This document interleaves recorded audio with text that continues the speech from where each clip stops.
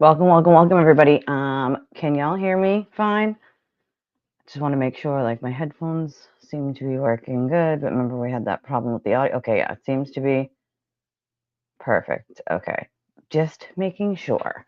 Welcome to Twisted Tragedies, everybody, where we follow all the twists and turns wherever they lead. I am your host, Elise, and they seated 2 jurors yesterday. They seated 2. Good morning, Bree Bree. Love you. I am literally look. They did to the bubble again. Bree, you're gonna have to come over here and Mama Karate chop these bubbles, bro. They keep changing, and I keep changing them back. And StreamYard just doesn't want to keep it the way it's supposed to be, so it doesn't cover my entire face. I think it was Court TV that accidentally. It might have also been that there were members of the public on one side and jurors on the other, so we don't know. But they seated 2.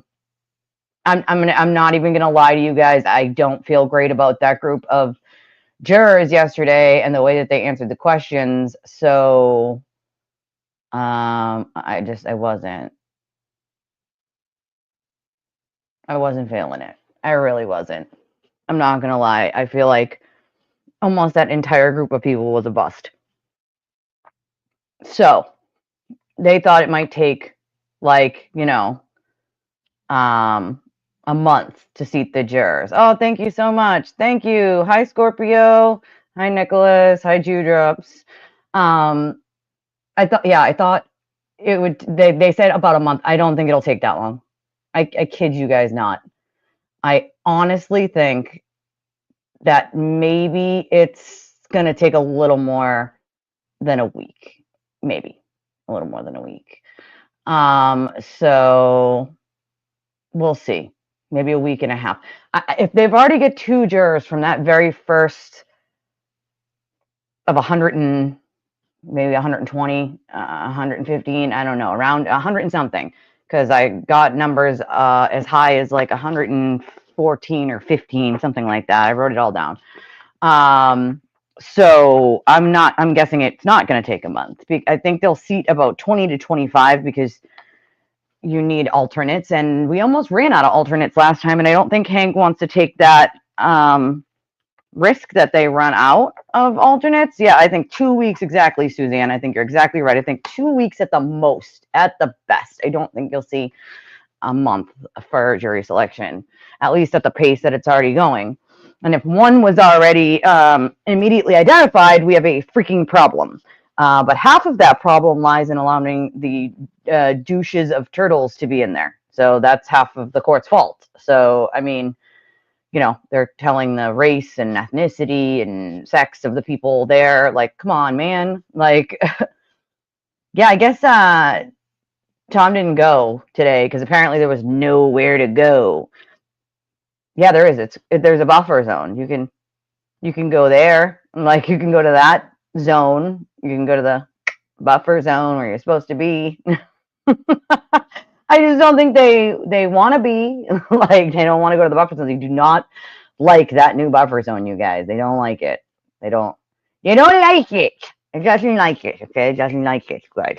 It's not nice. It does not like it. I don't like it. I love it. I know you guys love it. Like, that's a perfect buffer zone. Like, there's no reason for them to be so upset. And then, Bedro wrote his little Dear John Bedro letter. I'll also point out there was a few things that I got for information about apparently some things that were said on his live stream last night. Maybe it was last night. I don't know. Maybe it could have been 2 nights ago for all I know, but this was apparently recently. We said something like he has a court date with Lindsay and she scammed people out of money because she's representing herself. No, she paid an attorney. But, going forward, it costs more money. So if you only made $2,000 and you had to split that between the 2 things that you're dealing with when it comes to legality shit that has to do with him, you get paid $1,000 to one lawyer, $1,000 to the other, and you got to keep paying them for them to keep coming. So at this point, the money has run dry. So she is representing herself. Most of these attorneys, these civil attorneys talked to, wanted like 25 grand. 30 grand just for a couple hearings or a couple motions. Like, Like what?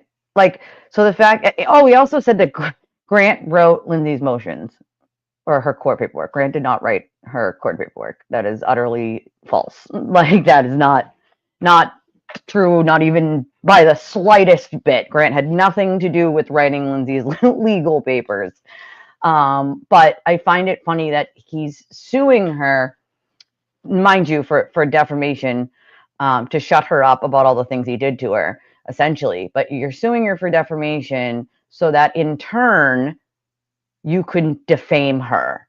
If she had the money, I know she would just countersue, because at this point, like, the amount of defamation and slander that she's had to experience is huge. It's huge. Like, so I mean, I did hear about the court TV debacle where they showed part of the jury. I heard about that this morning. But I just wanted to make abundantly clear that Grant did not write Lindsay's court paperwork. So I don't even know why anybody takes this guy seriously anymore. I really don't. Like, I know most people have sort of figured out he's like a douche nozzle, but like, just everything that comes out of his mouth is just a bold-faced, blatant lie. And it's like to the point where it's like, bro, stop it. Like, that's you are going to make yourself look even worse than you already do when all of the shit comes out and everybody realizes you were lie. But he can't. He follows the lies. He has liabilities. He's just sipping the lies and spitting them back out. Like, what in the actual fuck, dude? Like, so I wanted to clear that up real quick, because it needed to be cleared. Well, it does, because it has to do with him, and unfortunately, when people like to put things out like that, that are untrue about a very good friend of mine, just as if they would have done it to any of you guys, I gotta say something. It's just who I am. I'm gonna say something. I'm gonna correct them misinformation. And so, Suzanne, if they had come after you and said something that was not true about you, I'd be doing the same thing right here, right now. Now, listen, I got no problem admitting when something's right, or they got something right, but he didn't, and he's wrong. And putting that kind of misinformation out there just hurts her worse than she's already been harassed. So that she's been harassed into oblivion. So, I want to correct the misinformation. She is his ex. There's a reason why he went to jail the last time and sat in a jail cell, because he went to her house and witness intimidate. That's one of his charges, witness intimidation, and the other wiretapping charge. It's 2 out of the 18 of his other charges are because he went to her house. So maybe you don't know that part of the story, and that's okay. But I would do it for any of you. I did, clear up that sort of misinformation. Nicholas, that's what he does, right? Like, many bad things about the upcoming jury. It's like, dude, we don't even know we only know there's 2. There's 2 people seated. So if he's saying bad things about them, I'm going to guess maybe they're not bad jurors. I don't know. Like, I don't know. All I hope is that they get a fair and impartial jury. Like, fair and impartial. Like, that's what we want. Like, wait, he got escorted off the premises yesterday? That didn't happen. Did it really? I'm freaking dead. I can't. Did he have his pen? Did he have his pen? He said, guys, I can walk myself. I don't need your help, Jurors. I don't need your help. Like, right. Exactly, Bree. I'm just like, you can only pay them so much before, guess what? Spoiler, they don't come anymore and they don't help you. So, like, the initial motions to be filed, like, guess what? That costs money. Like, so once that money's gone, you have to continue paying them. And when you're a single parent like she is, that's not an option to pay 20 grand. You don't have it. Like, so come on now. Oh, well, I know that Tom was told to just go away, and the officer was like, you will be subject to arrest. He was not playing. I'm guessing that the officers that were out there last time sort of gave him a heads up and were like, listen, we got this bug that you're going to need some raid for, that likes to try to, like, push his luck. So I suggest you put your foot down when it comes to him right away. That way he understands that if he does it again, he will be living in some beautiful silver bracelets. No worries. No worries. I got no problem explaining. The wagon. Gray and pink, huh? Um, he kind of seeks out people who are going through stuff in their lives and people who might be emotionally at the time um, overloaded. Like, he tries to like prey on the weak. And so it's not that it's been a lot, but the ones that he has, he sort of preys on in that way. Um, Leah, you guys know Leah Jinduso was one of those people, and she's a really good friend of mine. Lindsay, Kara, and his poor wife, like his poor ex-wife now, 'cause she's ex-wife. Thank God for her. Thank God for her. I can only imagine how free she feels, honestly. Like the amount of things that you have to think about that that poor woman probably went through. I don't even know. I don't even, like, of course he was. I agree with that statement. Reflect. I totally agree. Did you hear Karen say she was lucky? Yeah, I did hear that. Like what? She didn't pay any of these folks. Um, right. She has to be referring to her lawyers because we know she paid people, but it's like, so where's all the money? Like that, I'm betting some of the supporters are going to be like, okay, well, if you're not paying any of these people, where's the money? You can account for like 60 grand or 80 grand of it. Where's the rest of the, $800,000? Like, where is it? where did it go, Karen? Where did it go? Like, two other dudes did the same. One, they told him straight up, we have a van. We will put you in it. We will put you in it. So that's what we call a party bus, everyone. Okay, a party bus. And they bring those to like events like protests, things like that. So when people get rowdy, they don't have to keep calling in, police car after police car to take people out if they need to be arrested. They just put you in the party van. You get to hang out there for a while, unless, in case they have to arrest someone else. You get to sit in that party van. I have a feeling some of these wonderful FKR people might be actually have a ride in that party van. Like, I feel like that's probably going to happen at some point, like, yes, in the olden days, it was called a paddy wagon, but we call it the party bus or party van. Yes, Suzanne, he does. I think that's probably part of the reason why, he did what he did outside D&E recently to harass Chris Albert, like, so Nicholas says he was hinting at people to go to court and look at the jury and then post the details about them on the internet. What do you mean? Of course she can do something about it. She absolutely can. The order says spectators. That includes us. So once again, his lack of reading comprehension and understanding is going to get him in trouble because the dog whistling, that thing that he does to try to make people do things he wants them to do, is going to come back to haunt him. It's basically spitting in the face of justice in the court system and saying like, oh, well, I didn't actually say it, so nothing you can do. And he's been getting away with that for a lot of years, but that's about over for him. It says spectators. It says media. So that includes us. That includes the public. So if you go in to spectate, to watch, which you have a right to as a public, you have a right to go into that courthouse and watch the trial, and you start rattling off what the jurors look like, you are subject to contempt of court and sitting in a jail cell. So I suggest you don't get your legal information from a man who doesn't even read court documents. I suggest if you want legal information, you probably get it from a lawyer, right? I am not a lawyer. And this is not legal advice, but it's just basic advice that if you're a spectator, you might have wanted to read the order that Judge Cannoni wrote saying that the media and spectators cannot just like go and disseminate what the jurors look like. What an actual idiot he is. Like, oh, Suzanne, I've said this before and I'll say it again. Make no mistake that the day, maybe a couple days, a day, 2, 3 after this trial has wrapped up and there is a actual resolution to it, you will start seeing a flurry, an absolute flurry of civil suits that are going to bury him until he dies. Like, it's that simple. Like, shortly, probably before he enters jail, he'll be living in a box penniless. So, you know. Oh, yes. Yep. There's footage of that. Actually, twice. There was 2 times, actually. Um, Once was a little better that you could see, but twice, actually. You can say that again, Suzanne. That you can say that 10 times over. Oh, Bree says Bullhorn Betty has court today.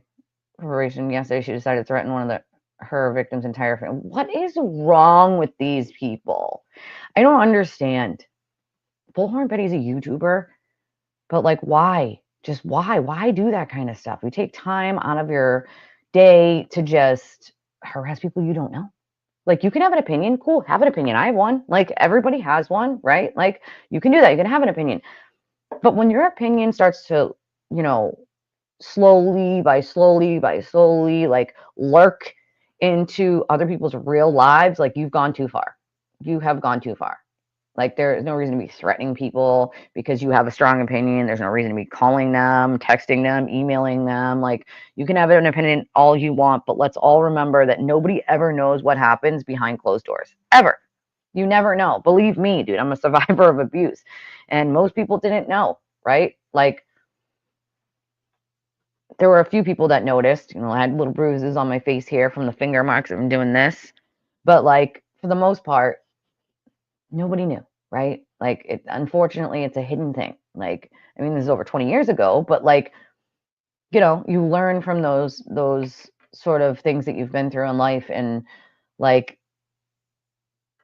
it's insane to me how many people think that they know it all, like, or they would know every single thing about someone, and their opinion is the only opinion that matters. And if you don't listen to their opinion, they're going to do things that are just like unhinged. Like, these people need medications, like Thorazol, maybe, possibly. It's what we used to give to the inmates in the jail I worked in for the criminally insane when they wouldn't calm down and they were flipping out. As Thorazol, that'll, calm you down in a few seconds. Like, Dewdrops, because legally speaking, it's usually smarter to wait until a criminal case is over before you start doing civil suits, because civil suits can have discovery in them as well.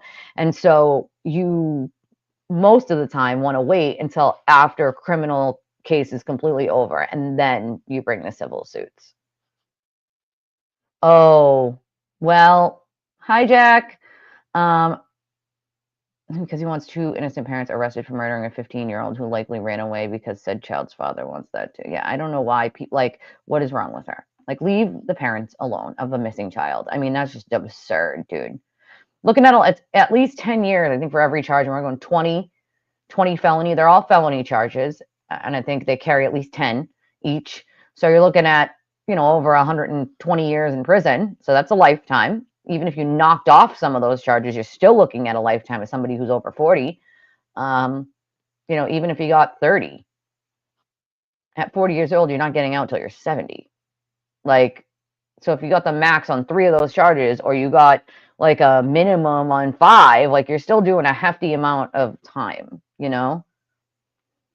Doesn't it feel so good to I don't like the word, victim anymore, but doesn't it feel good to be a survivor, Dewdrops? Like, you know what you've been through, and you can try to help other people not make that same mistake.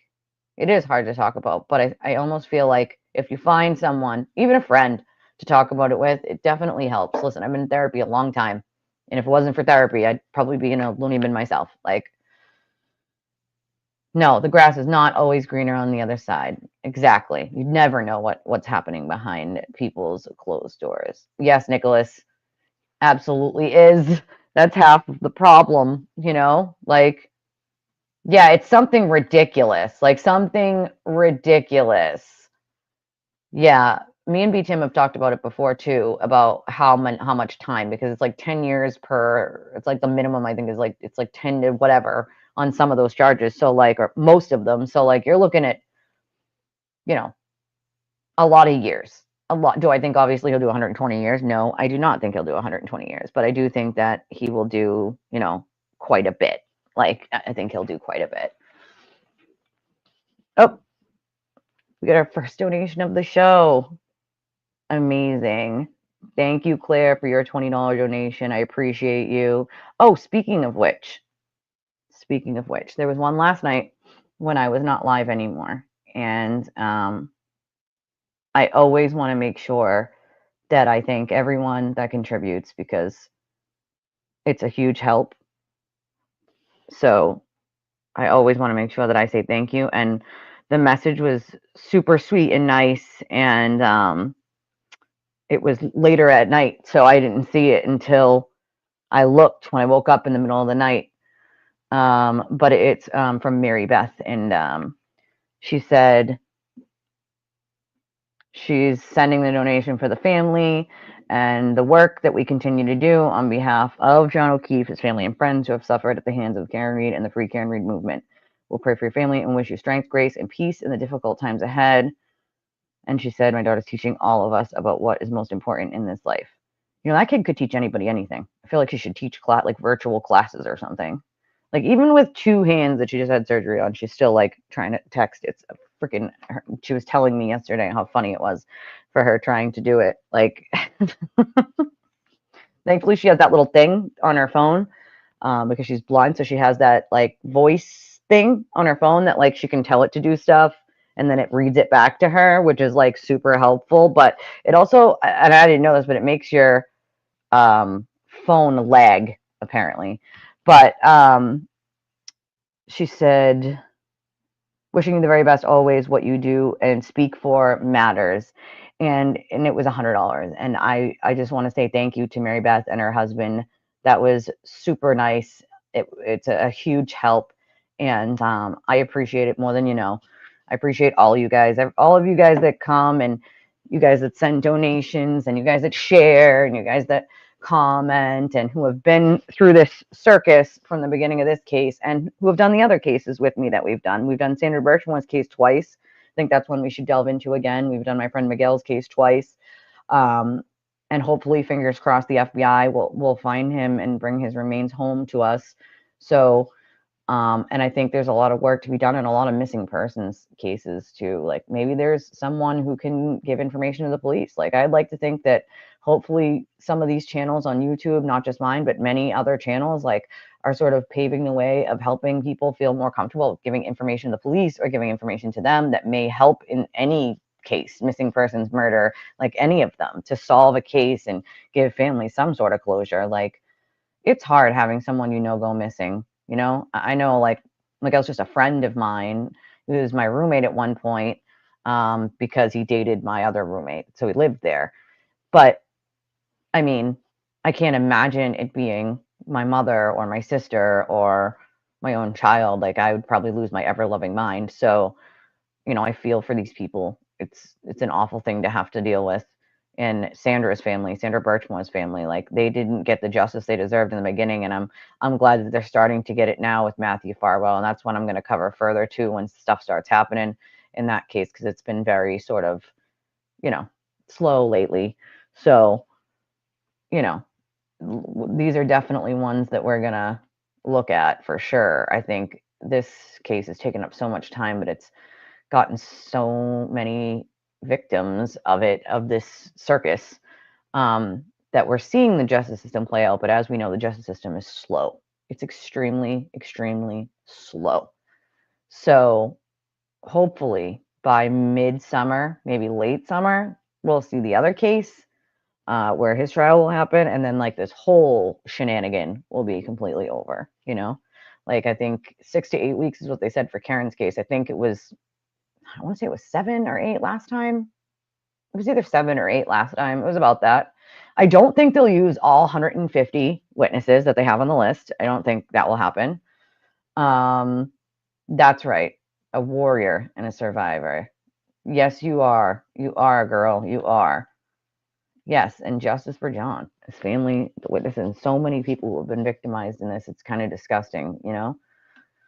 I've never seen anything like it. Like, oh, welcome, Eileen. Thank you so much. Welcome, welcome. We have an amazing community here. I have a couple of people that messaged me recently that were like, I've been watching your show for so long, and I just got the courage to message you and say that I liked your show. And I love when I get those messages, and I always answer back. And I just want to say thank you to those people, because there are plenty of people that don't, talk and chat, that are just watching, what we call from the bushes, right? They're just watching. And each one of you guys also gets the video sort of pushed out just by watching it. Like, the YouTube algorithm or the X algorithm says, oh, we're going to show it to more people. So I'm super happy that people are starting to realize, a lot of these people are starting to realize what's going on when it comes to this case. And I'm super proud of the people who were thinking she was innocent and then sort of realized, like, oh crap, and maybe even just after this documentary, like, oh crap, like I was lied to, like, and now they're like, oh crap, like she is guilty, like I was misled, I was lied to. And I think it takes bravery to say it publicly when you know, like, you may get harassed by the mob if you say so, and you haven't said so before, especially if you thought she was innocent and you have flipped on to looking at the evidence and saying she's guilty, because that, like, what you're dealing with. So it takes a lot of chutzpah, right? He did. Hank did. He asked for a large screen because I feel like the projection screen they used last time, like, wasn't sufficient. You really couldn't see much. Like, yeah, exactly. 6 to 8 weeks followed by 10 to 20 years. That is exactly right, Reflect. But I think, yeah, I think that he asked for a bigger screen because the projection screen, I feel like, even was too small. Morning Ash, it was too small. Like, I mean, I think that screen, though, ultimately was what kind of turned the jurors off to Lucky Loughran, right? Because he was like, I would have seen said body on the lawn, you guys. I would have seen it. I definitely would have seen it. And as we know, he didn't see it. But he couldn't see 5 feet in front of him to that, sorry, my leg is itchy, to that screen. Like, it was only feet away from him, but he couldn't see certain things on the screen. And then he hit a basketball hoop. So they were like, wait a second, you hit a basketball hoop, you didn't see it was right in front of you, and you can't see the screen that is feet away from you. Why would you think that you'd be able to see a body in the dark, in the snow, laying on the side of the road? And he couldn't pin down what time he was there. Could not. He did not know. Like, his testimony didn't add up. And if they use him again, I think he's going to be impeached on cross, and it's not going to be good for him. So I honestly think he was duped into testifying. I think these people built him up, told him he was a rock star and he was awesome, and like he needed to testify, and like that's the only reason why he did it. But he looked ridiculous on the stand. I don't know. I can check the docket and see, unless he means the other. Lucky didn't see a thing. I don't think he saw a goddamn thing. Like, not only, here's the thing. Plow drivers do look at everything, right? Like, my husband used to plow, like, my ex used to plow, like, they do look everywhere because you want to make sure you're not hitting a person, right? Like, even if it's the middle of the night, like, there can be people coming out of their house for work or coming out to snowblow or shovel, and you never want to, like, hit someone. So yes, they do look at a wide range of the area to make sure. But the problem is that it was in the corner of a yard. It wasn't the street, right? So he's looking at the street. You might look a little beyond the street to see where, like, the curb might be. But you're not looking into people's yards, right? Like, you're just not. And like, he never stopped out front of there, right? Like, he just kept going. So it's like, I don't expect you to see. Julie, I think it was Julie Nagel, they drove right past it, and all she saw was like a blurb, So, yeah, he didn't see the basketball hoop that he took out. Like, did not see the basketball hoop. That was just apparently not in his vision line. And that was on the street. That was actually on the street. So I find it funny that he didn't see anything else. Like, you're going to tell everybody you would have seen a body, but you didn't see the hoop and you can't see 5 feet away from you. And that just doesn't make sense. Like, and again, his times didn't add up. So it kind of just, like, the jurors were kind of like, how can you listen to someone that they don't even know what time they passed? So he didn't seem credible to them. I think Trooper Paul was very anxiety ridden. I don't think it was cohesive to be able to follow what he was saying. I did, but like, you have to know something about something to even know what he's talking about. So I'm glad they got someone else to sort of help him out in that aspect. I don't think he'd ever testified before either. Poor Triple Paul got, completely thrown to the wolves. Like, Yeah, didn't see, like, the hell? Like, I'm gonna check the docket. I don't know what's going on with mass courts right now. It's saying the site can't be reached. Like, what is happening? Here we go. The internet, I guess. Let me check. Let me look.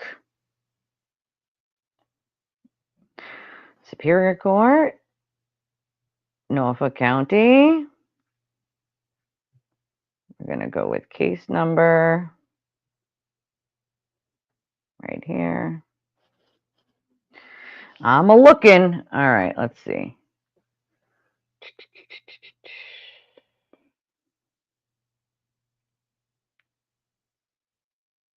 Right.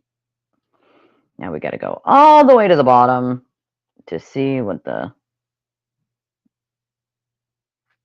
boop all the way. Boop. All right. So we got still going. Okay. Why is this? We're in 2024. What about 2025? Hold on a second. Why isn't the 2025 stuff coming up? Oh, second page. That's why. That's why. All right. So, okay. Defendant's response to the Commonwealth's renewed motion in limine to exclude expert testimony of Garrett Wing. So the defense has a response to the Commonwealth's renewed motion in limine to exclude Garrett Wing. And then from yesterday is a memorandum. Defendant's motion to exclude testimony of Commonwealth's witness, Dr. Judson Welcher, PhD, and the alternative request for voir dire, Judge Canoni. It says memorandum in order, but it doesn't say whether it was approved or denied. But it looks like she ordered something on it. Does anybody know where Grant is seeing this? Like, I haven't, like, so it's a defendant's motion to exclude testimony. So if it was denied, that means that he's in. That means he's in. So, and then it says for yesterday, event result, jury trial scheduled on 4/1/2025, 9 a.m. has been held as scheduled. And then for today, it's defendant's response to the Commonwealth's motion, renewed motion in limine to exclude expert testimony of Garrett Wing. So they're just responding to the Commonwealth's motion. About 2 hours ago. Yeah, so this was on the it's on for yesterday. It says 4/1. The only thing from today is what I just read you guys. It's the defense is response to the Commonwealth when the Commonwealth was renewing their motion in limine to exclude Garrett Wing. This is the defense's response to that. It could have been late last night. It looks like it was yesterday, whatever time it was, because it's usually they don't put anything on after 4:30, but I mean, in other instances, it can't come sort of middle of the night whenever the judge sort of finishes whatever she's doing and then puts it in the system. But yeah, this looks like at least it was from the 1st, so it's dated the 1st. So it says memorandum and order. So I mean, if there's no paperwork, usually with a denial, there's paperwork saying why, so interesting. I mean, I'm looking at mass courts. It doesn't tell me whether it's approved or denied right here. I'd have to actually get like the physical paperwork. That's the one thing about mass courts that really gets on my nerves is a lot of this stuff, like it'll be on here, but it won't say denied unless you have like, some of them will, like this one, as necessary, denied. So they denied Karen's motion for audio access at sidebar. This one says right here, denied, dated 3/31/25. Copy sent to all parties. So Commonwealth's notice of discovery, 62. Defendant's motion to exclude the purported expert testimony of the Commonwealth's proffered witness, Dr. Wolf, and request for a Daubert Lonigan hearing. Other motion for a protective order regarding the sharing of cell phone data between Kearney and Reed. Defendant's motion excludes certain testimony of Commonwealth witness Robert Gilman, and in the alternative request for Daubert Lonigan hearing, defendant's motion for specific discovery. Compel affidavit of counsel in support of defendant's motion to compel specific discovery. The ARCA stuff is like the most, I think, defendant's notice of reciprocal discovery regarding ARCA witnesses, and that was on the 28th. Like, the Commonwealth's motion was to exclude a few people. They wanted to exclude the ex-FBI guy, and he was excluded from being able to say anything about the investigation. He's not allowed to talk about what he thinks would be a good investigation or a bad investigation. So we know that, right? The Commonwealth also asked, they were trying to compel the reciprocal discovery of ARCA or exclude their testimony. That was filed on the 28th. And then affidavit of counsel in support of the Commonwealth's motion to compel reciprocal discovery of ARCA or exclude them. Then we have defendant's response to redacted presentation of the Commonwealth witness Dr. Judson Welcher. Event result hearing. Discovery motion scheduled on 3/28/2025, 10 a.m. has been held. That was the one with the other Judge Sitsky.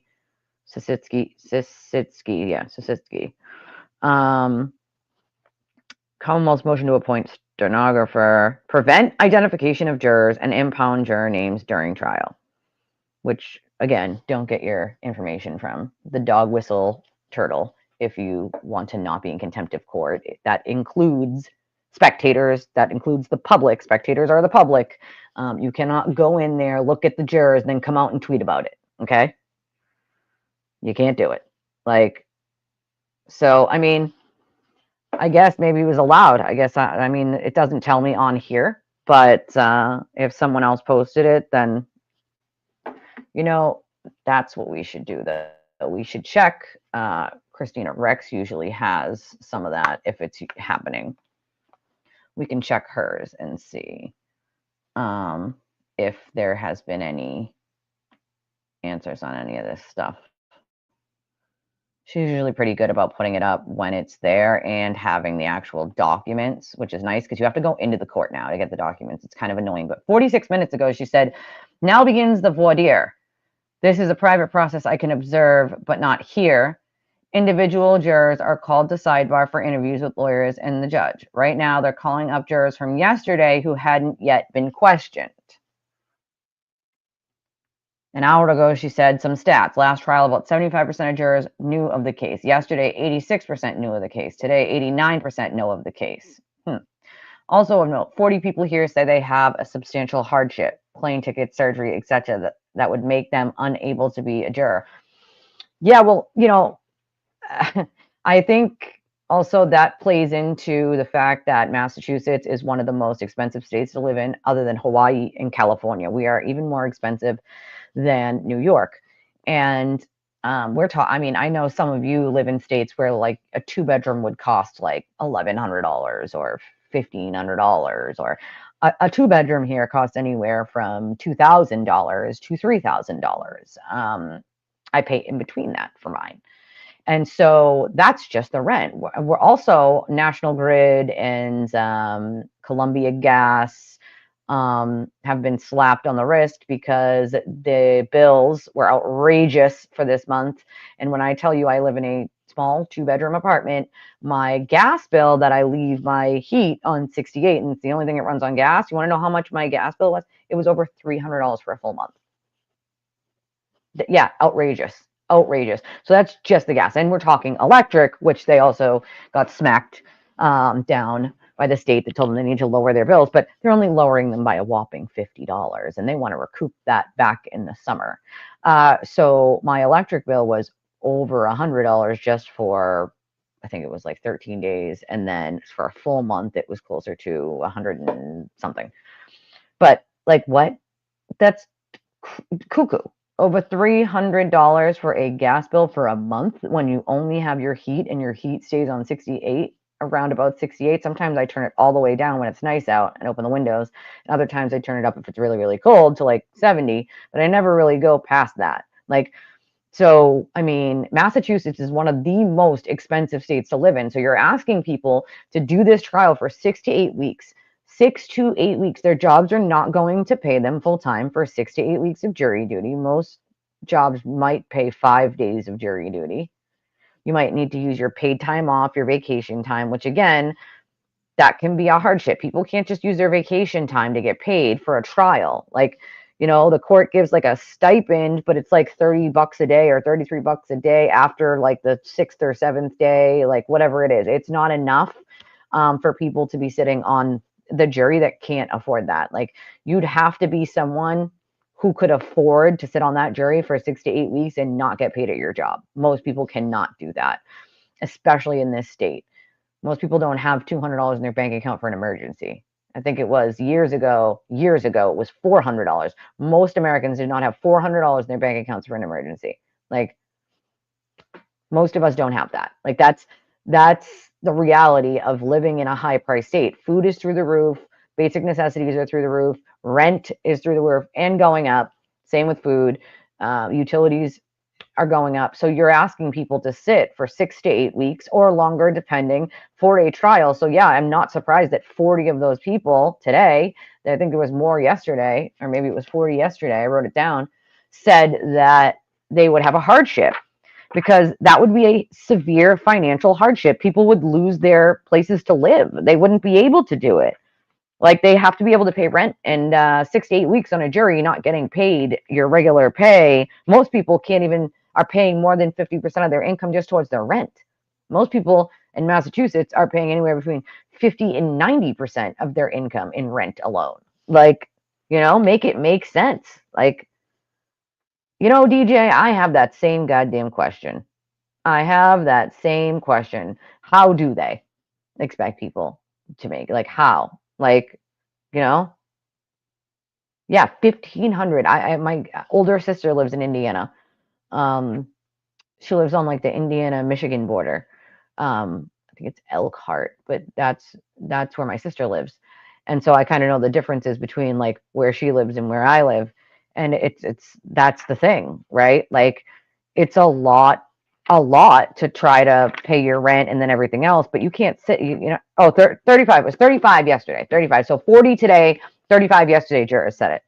So it doesn't surprise me at all that many people said a hardship. What I found really funny was Judge Cannoni said things like plane tickets or surgery scheduled.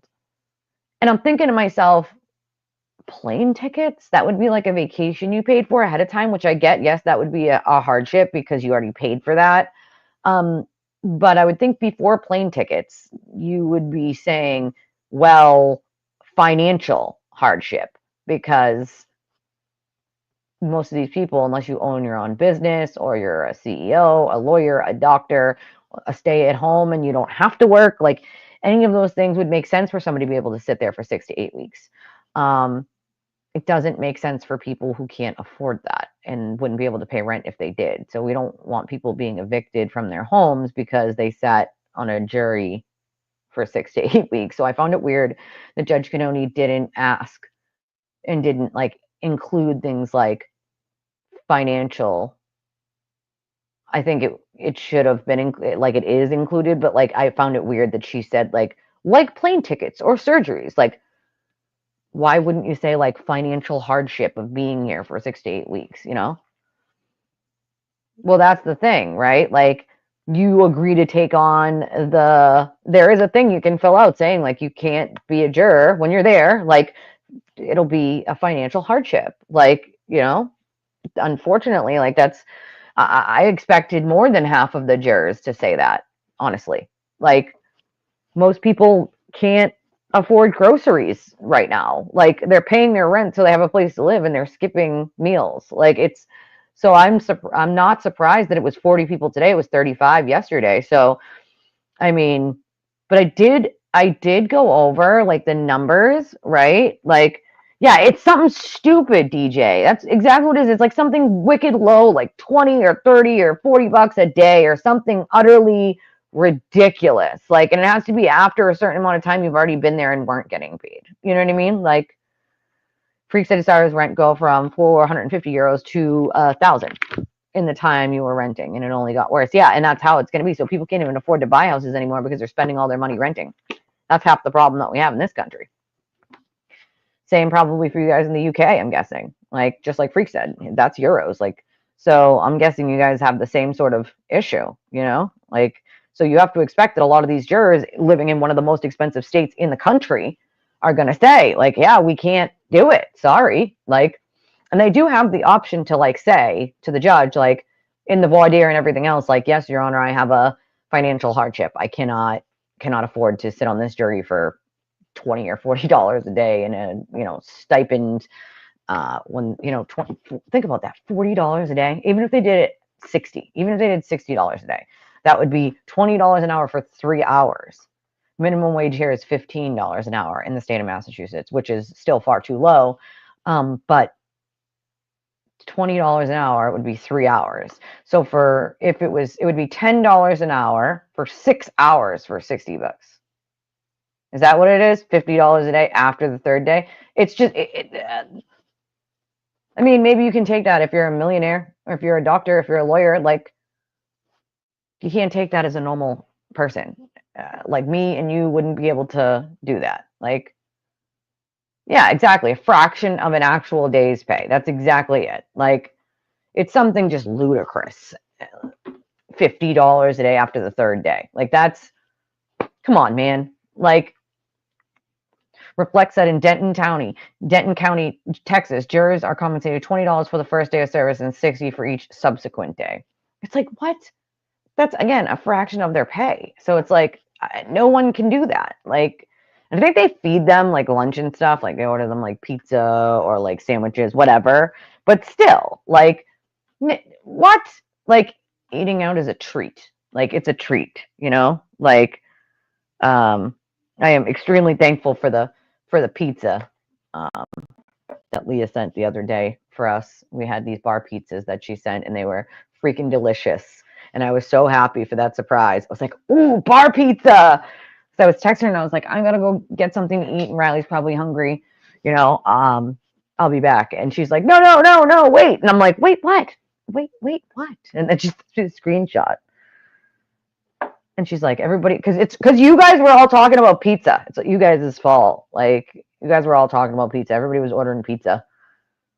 But I got pizza too. So I get some special. I got pizza too.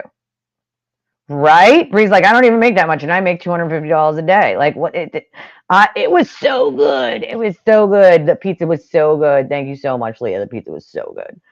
It was delicious. And she got one pepperoni and one cheese. And I was like, ooh, yeah, pepperoni. That's my jam. Pepperoni and onion. Or bacon and sausage. So good. Yeah, it's going up here too.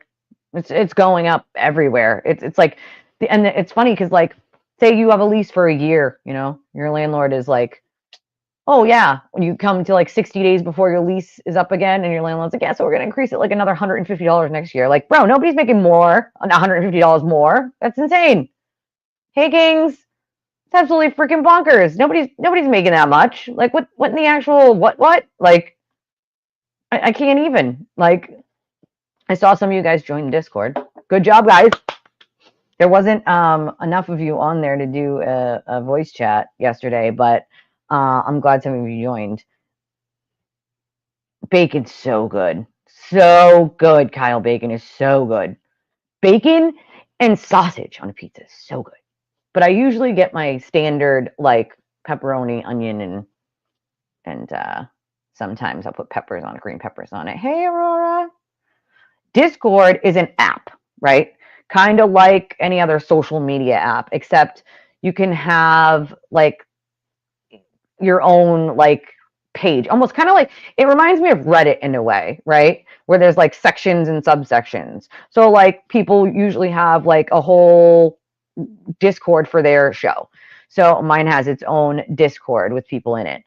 And they have, like, a voice chat option where we can actually, like, go in, and people can either just listen to what other people are talking about if they don't want to talk, or you can talk back and forth. Like, But we also have just the regular like typing like parts of it where people can post the documents from the case, talk about updates there, like, and it's all people who watch the show mostly. You know, it's an open server for people who watch this. So you interact with people who are here when chat. So when I'm not live anymore and chat's no longer running and you can't talk to, you know, say you catch me on the replay, right? And you're like, God damn it, I wanted to be a part of that live chat conversation with people. Like, Discord gives you a way to do that without having to be live, right? So everybody can sort of write back and forth and talk to each other, whether it's in the voice chat, which it's called like Twisted Treehouse of Horrors is like the voice chat.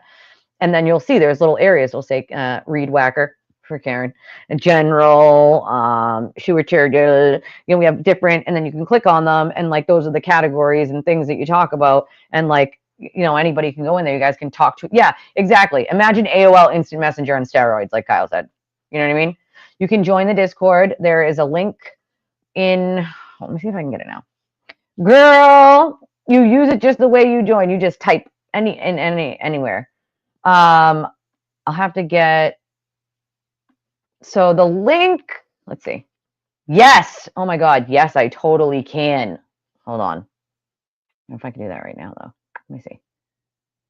No, not that way. Damn it.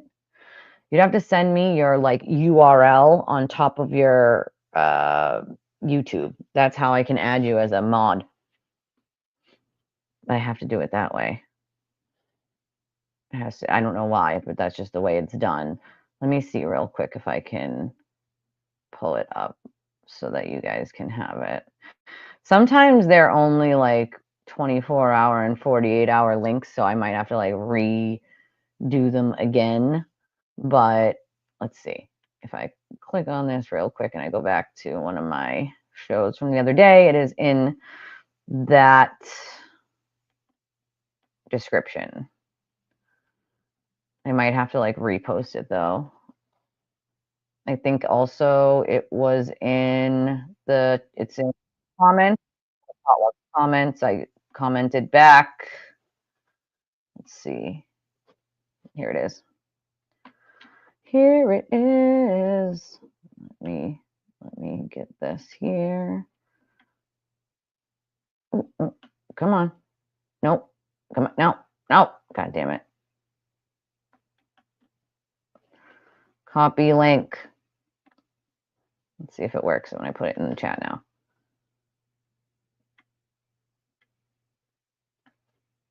Yeah, it's in it is in the description, but let me see if it works this way. Let's see.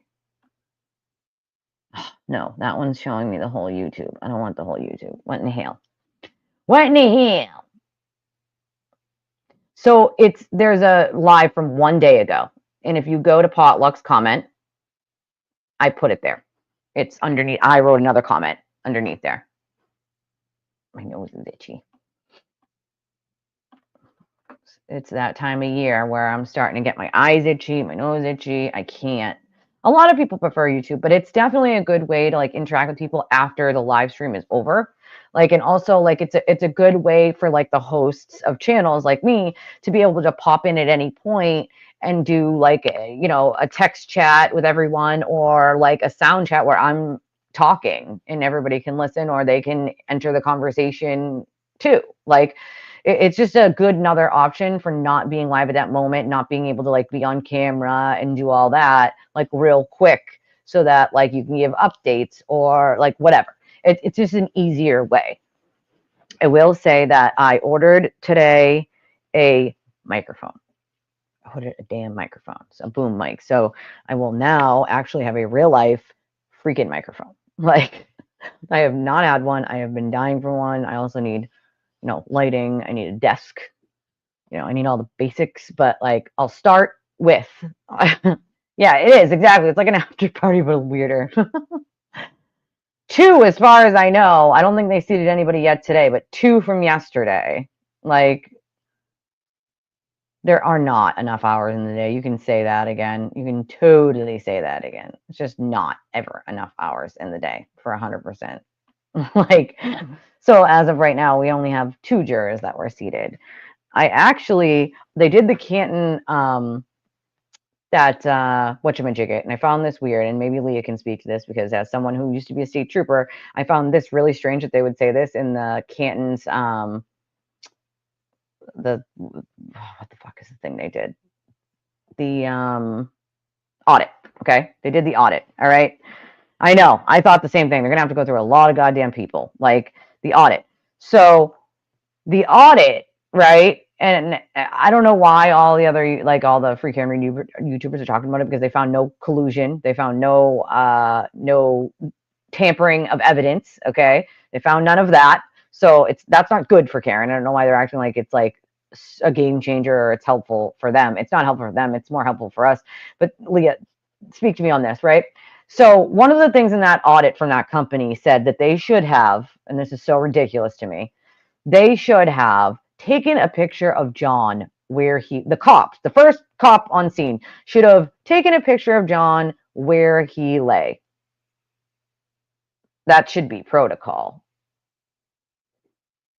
What? No. The first responder's job is to save a life. Okay? Save a life.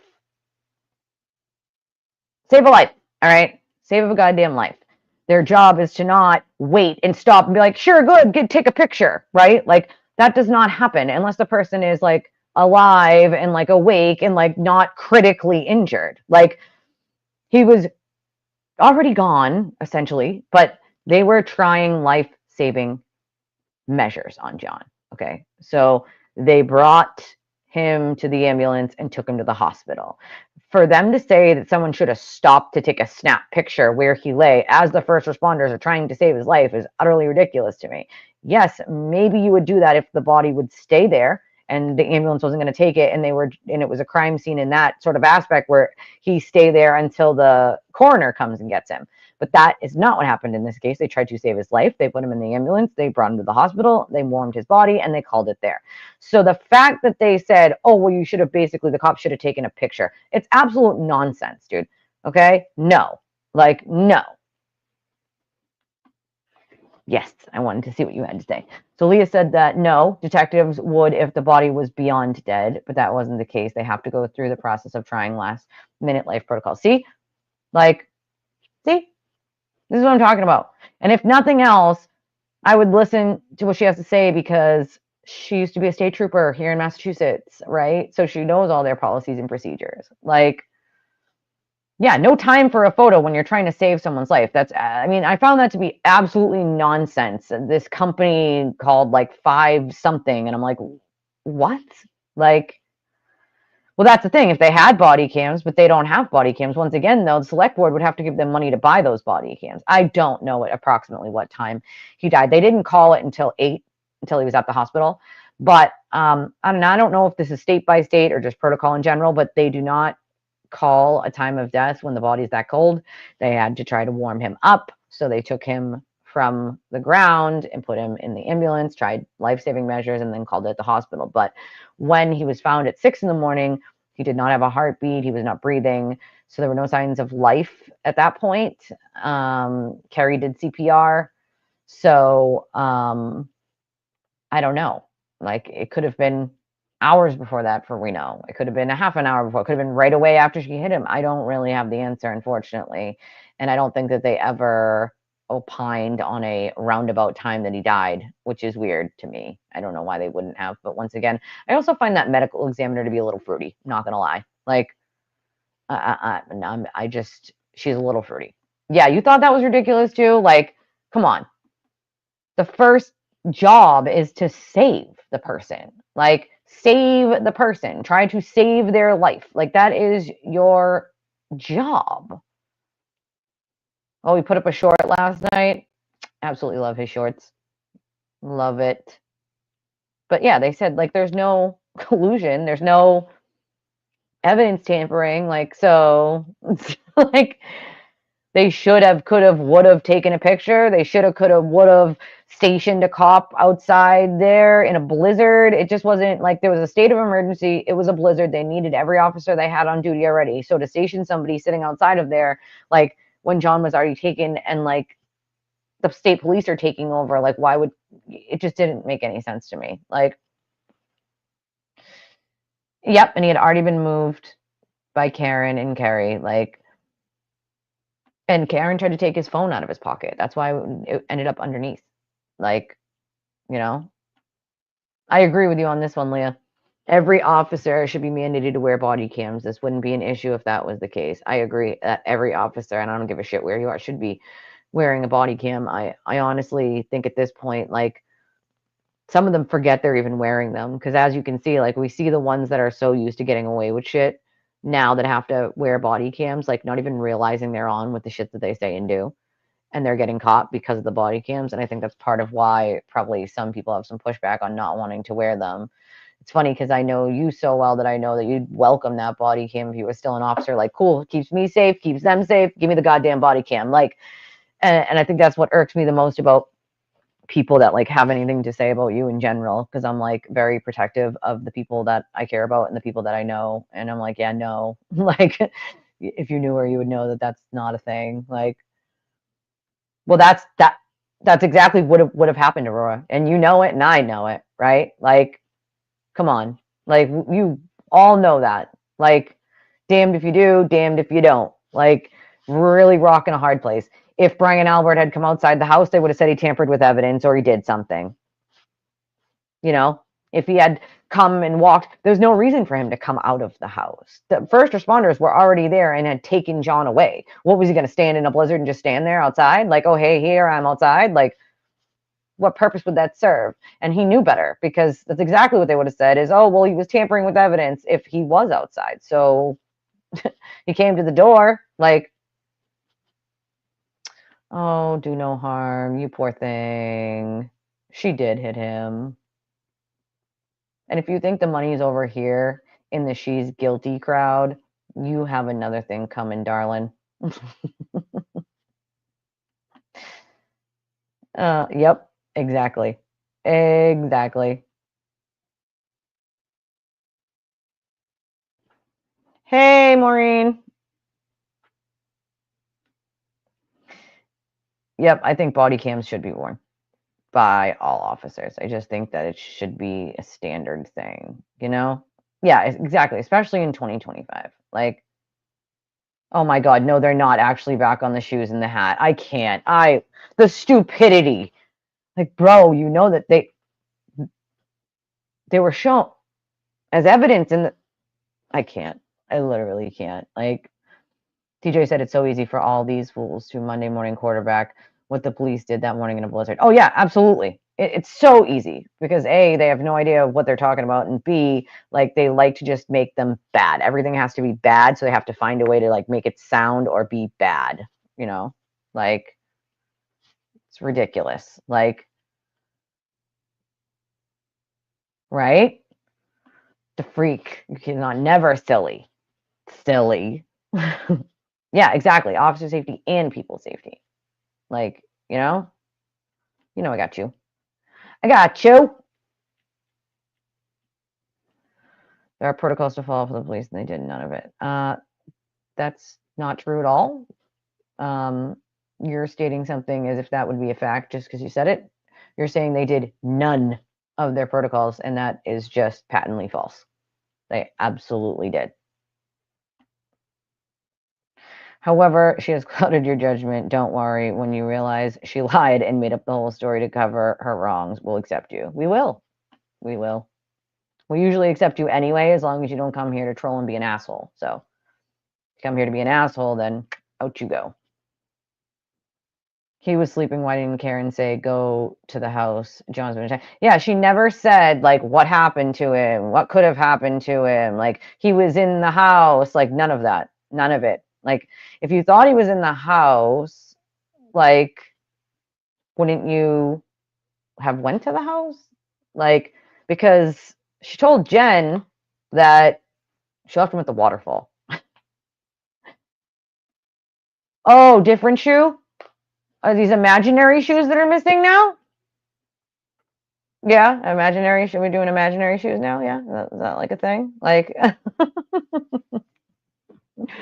oh, Yeah, Brittany, they're a little scary. But again, when they take things into real life to bash people, it starts to be like they need meds. Like that's what you need to do. Like at that point, like if you can't just have a civil argument with someone and just disagree and agree to disagree, and you need to like call their job and text them and email them and repeat things that were parroted to you by someone else trashing them that aren't even actually true, like then at that point you might need some meds and your mental health checked, because that's not normal behavior for a grown adult. Like, you know, that's the thing, Ashley, right? The truthful information doesn't change because the truth doesn't change. But what you'll find is Karen has changed her story 1,000 times, and so has Joshua Trudeau. So, I find it funny that people can't even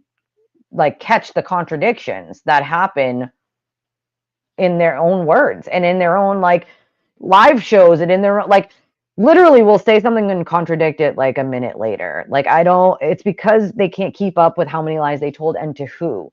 So the problem then becomes they try the best they can to like keep that lie, but if they can't remember who they told it to or what they exactly said, then it changes a little bit every time. And that's what we're seeing. Like, and Lisa and Dick Knows can make as many blogs about my story when I was 21 as much as he wants. Even everyone in local law enforcement in the South knows my story. No one cares. Yeah, nobody does care. It's not only is it old, but like most of the shit he said was fabricated and bold-faced lies anyway. So it's like, bro, stop it. Also, you got a bad shake of it. Like the state police absolutely knew, like when they hired you, like that you had testified. It's just stupid. Like, like it's not. It's it's hard for them sometimes, Scorpio. It's hard for them, They don't understand. Like Karen's SUV recorded a pedestrian strike at 12:32:12. John's health app data stopped recording activity for the final time at 12:32:16. John didn't get killed in 4 seconds. That's right. He couldn't have went in the house in 4 seconds, been beaten up and thrown on the lawn. I've been talking about that 4 seconds for at least a year. There's no chance. And also, GPS shows he never went in the house. So you're going to tell me he went in the house, got beat up, hit in the head with a dumbbell in the basement, and dragged outside in 4 seconds? Yeah? While Karen was still there? Yeah? Is that? Oh, cool. Got it. Oh, yeah, I saw that too. Someone say that, like, it was not the right hat. Like, bro, that's cuckoo. Like, I mean, even the short turtle said that one was cuckoo. That's when you know this shit's gone off the friggin' rails. Like, so that's the thing. Do you know how many people would have to be in on this frame job? Like more than 100 at this point, like for it to work. Okay. And they keep saying, no, it only has to be a couple people. Nope, nope, nope, no, no, not by you guys' theory, not by Karen's theory. It would have to be EMTs. It would have to be the doctors at the hospital. It would have to be the firefighters, the cops, all the people in the house. It'd have to be the judge, the FBI, the medical examiner, all the people doing all the, Bodie labs, the defense's own experts doing chip on and chip off last time. Like, all of those people would have to be in on it for that to work. All of them. And then some. Like, the free Karen Reed people did. They say that like he went in the house, but he couldn't have in 4 seconds. You know what I mean? Just couldn't have. Like, could not have possibly went in the house in 4 seconds. Like, if she'd mentioned him going into the house within the first 6 months, that would have been something. Yeah, it was like 8 or 9 months till she even said something like that, right? Like, I think you guys misunderstood what she was saying. Is she was saying like he didn't go in the house in 4 seconds. You know what I'm saying? Did not go in the house in 4 seconds and get beat up and killed in 4 seconds. Like the car is the only explanation for those data sets, Yeah, the doxing is absurd. Like, most of us have lived it, and it's like that's just like not normal like behavior. Like, you know what I mean? Like imaginary shoes? right? Maybe he did have glass slippers. That's the next thing they're going to say is he had glass slippers, right? And that's why the glass was near him. And that's why Karen picked a piece of glass out of his nose and he started, gushing blood is because he had Cinderella glass slippers. I mean, that makes the most sense, doesn't it, you guys? It's conspiracy and all. Like, you got to have the glass slippers. Wouldn't be a story without glass slippers. Exactly. The truth does not change. Like, hello. They're trying to claim that the hat is a different hat because some genius on Twitter can't tell perspective and thinks the lines don't match up. I literally can't with some of these people. It's like so stupid that like it makes me feel stupider for seeing it. You know? Like, yeah, that doesn't make him a good person. Just FYI. Like, if you have questions about the evidence, I'd be happy to answer them. But if you get your news or information from the Hewitt Turtle, I'm going to tell you right now that a lot of it is just bold-faced lies to save his own ass. And I know this from experience. Yeah, right? Don't give them any ideas. Like, that's what they'll be saying now. Like, oh my God. They'll be making shoes made out of taillights by the end of the week. They fucking would, too. That's how crazy this is. Like, that's literally how crazy, like, this is. They probably would sell those. Like, does anybody know if the clip is on X? I'll play it if anybody knows where it is. Freak, you're my techie. Has anybody seen this clip? Because I'll play it if you guys know where it resides at the moment, you know? So apparently last night, Brittany says that the Hewitt said that if Karen were to admit it or to plead guilty now, he would just say she must be on drugs. I.e., he would never admit he was wrong and that he was misleading people, and he would never admit that Karen did it, even if she herself told him that, which is just sad. That's just really freaking sad. Like, right? Cinderella. They do not acknowledge her many stories. 4 drinks, 6 drinks, 8 drinks. Like, come on now. Oh, heels. This emoji always reminds me of heels. We miss her. What do you mean? The car data shows what time she supposedly hit something and how fast she was going. 75% pedal, 75% gas. She was gassing it. Yeah, he will make it 4 minutes, like 1 millisecond. Like, yeah, see, I will not watch it on his stuff because I refuse to I refuse to watch him in general because all he does is spew bullshit and lies. And it makes me want to punch things, especially when I know he's lying and he knows he's lying and he's just boldly doing it to all of these people. And these people are completely clueless to the fact that he is lying. So I won't give any clicks or views anywhere near his channel. But if somebody else clipped it and put it on X, I'll play that.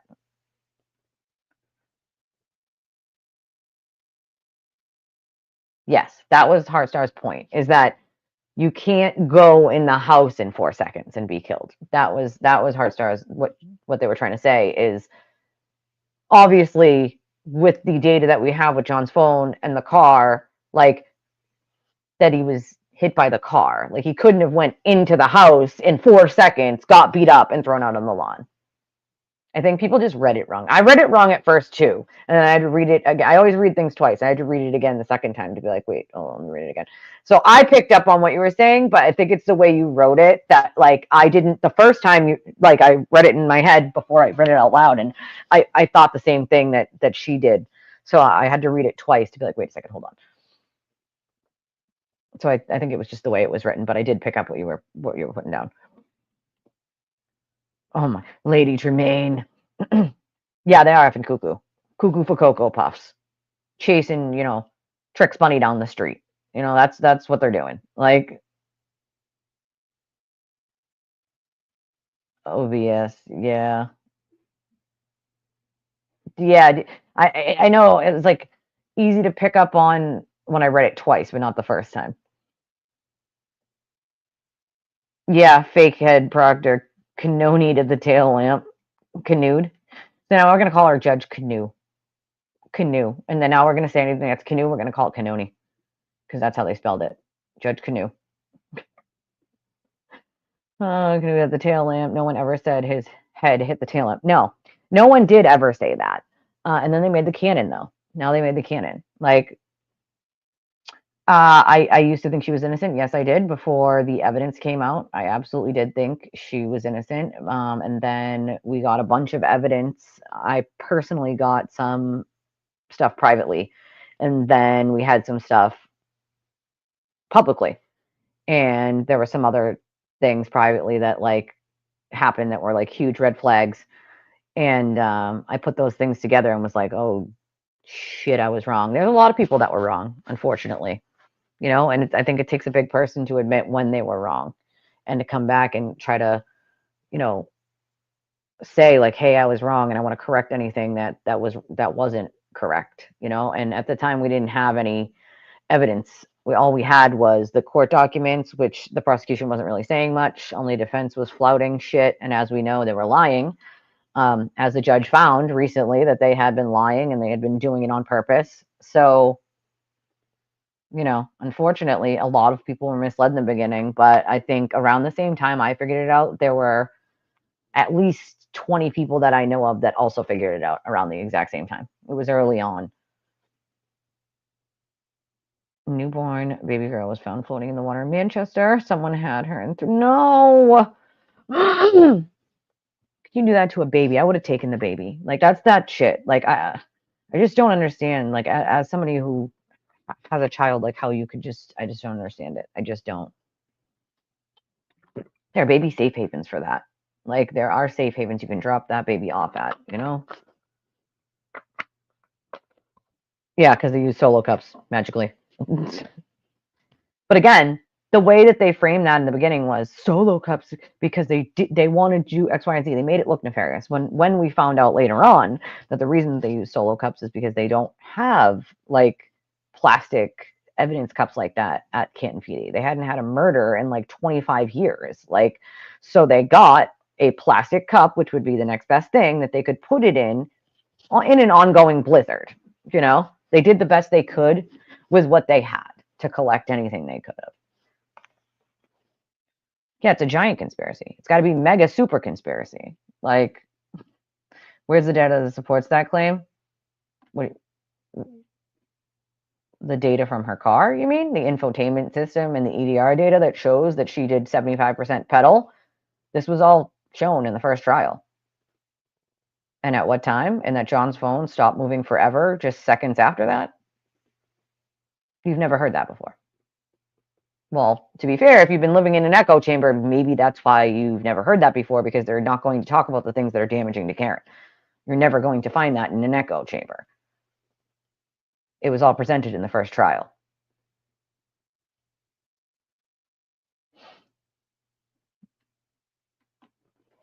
Yeah, to now, the solo cup's the best. They keep drinking the Kool-Aid being fed to them. Well, they do. And it's like, get out of the... I've heard from most people that once they move out of that echo chamber, when they stop, like, engaging in that sort of, like, world, and they go back from the beginning, kind of like I did, and start from the beginning, and don't just use in my mind that, like, oh, she's innocent, oh, she's innocent, oh, she's innocent. Look at all of the pieces of evidence. Go over all of it on your own, all of it, every piece, even the pieces that Free Henry doesn't talk about. You have to take it all of it, good or bad, all of it, and look at it. You're like, oh, crap. Like, there's no way she could be innocent. And she's saying this, but that's not possible because of X, Y, and Z. Like, it's critical thinking, reasoning. It's not difficult. I don't know. I know of two. If they picked another one while we were alive, maybe. But one. I mean, I know of two from yesterday. They picked two yesterday. The doxing is bad. It's not even just the doxing. It's worse than doxing. I've lived it. I know. Like, you're talking about deliveries that are unpaid for. They send to your house. They're emailing you. They're texting you. They're calling you. They're doxing you. They're spreading lies. Like, it goes on and on and on and on, and it never ends. It never ends. It's not something that they just stop doing. Like,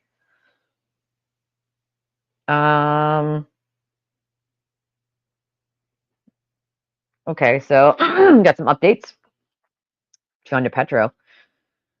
This was 51 minutes ago. It said Special Prosecutor Hank Brennan seems in total command during this jury selection process. Jackson and Yannetti look flustered and bewildered like players losing in a poker game.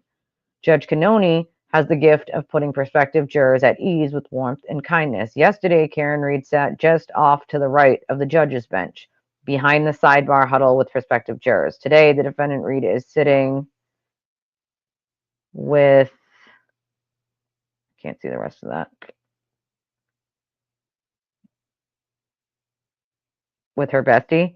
The new attorney slash juror, Victoria George. I understood. I got stuck on the dumb. Oh, yeah. Yeah, it's just a terrible world we live in with that kind of shit. Yeah, that's true. I don't know why they don't pick up on it, Hardstar. I think, again, because they sort of just live in that echo chamber, you know? I have noticed the new propaganda where it seems to me that they're going for women, and that makes sense because 90% of Karen Reed's support is middle-aged women. It just is. So I knew, we talked about this yesterday, didn't we, you guys? Where I talked about it and I said, I'd probably go with women. One of you brought it up. Maybe it was Ashley. I can't remember, but it was one of you that brought it up. I said, yeah, that was probably what I would do if I was Karen, go for the women, because, I mean, I do have to believe that there are women like us, though, that also are like, no, she's guilty. So it's like, but I think if you did her tactic, which is go with the middle-aged women that follow her and follow this echo chamber, then maybe that's what they're doing with their parts that they get to pick for the jury, you know?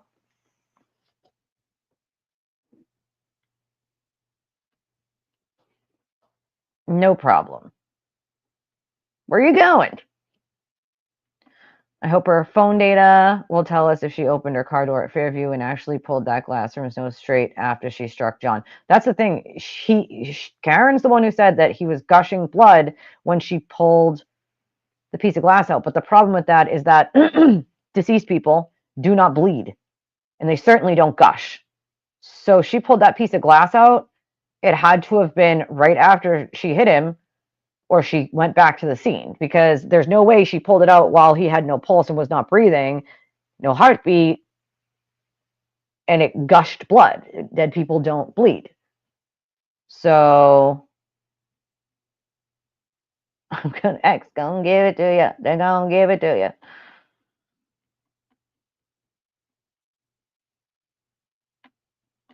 I can't do it. It's just a YouTube clip. Damn it. Dude, what was the deal with that? Anybody know, like, the pickle chips, dude? Like, and then the court, like, obviously yelling for her to get back in the court. I was like, what is happening? Well, that's the thing. She's the only one. So the lawyers can't talk anymore. They have the gag order, right? So she's the only one who can. So that's why when she came out of the courthouse at the end of the day, the reporters spoke directly to her, because the attorneys can't answer any questions. They can't talk. But there's no gag order on her herself. You know what I'm saying? Like, there is no gag order on her. You would have to look it up yourself, but it is from the first trial, and it's the data from her vehicle that shows that she was 75% pedal, and that she backed up at 24 miles an hour, with 75% gas, and then the steering wheel slightly moves, so like it doesn't do like a thing like she's turning, right? It's a jerk, a jolt of it, which would be a strike, a pedestrian strike, a strike of hitting something. So, but it's in the car data, and it was presented in the first trial. I don't remember what day of trial that was. I'd have to go, I can write it down and then like try to get it for you later and put it in the comments of this video, once I'm not live anymore. And I can have other people look too to see if they can find it. Let me see.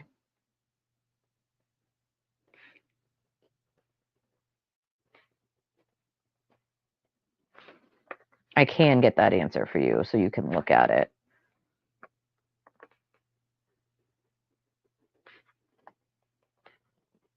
It's hard to read, though, if you don't know how to read it. So I will tell you that. But they explain it beautifully in court if you don't know how to read it.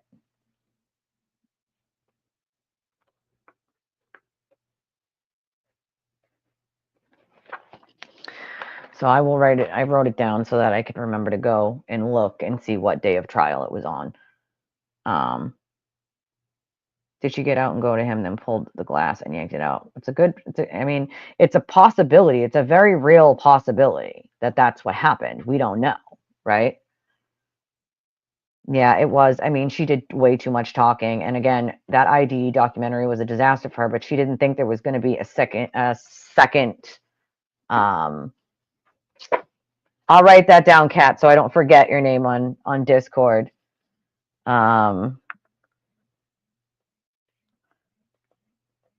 You guys can always just tell me too, like when you're in there, like I'm so and so from,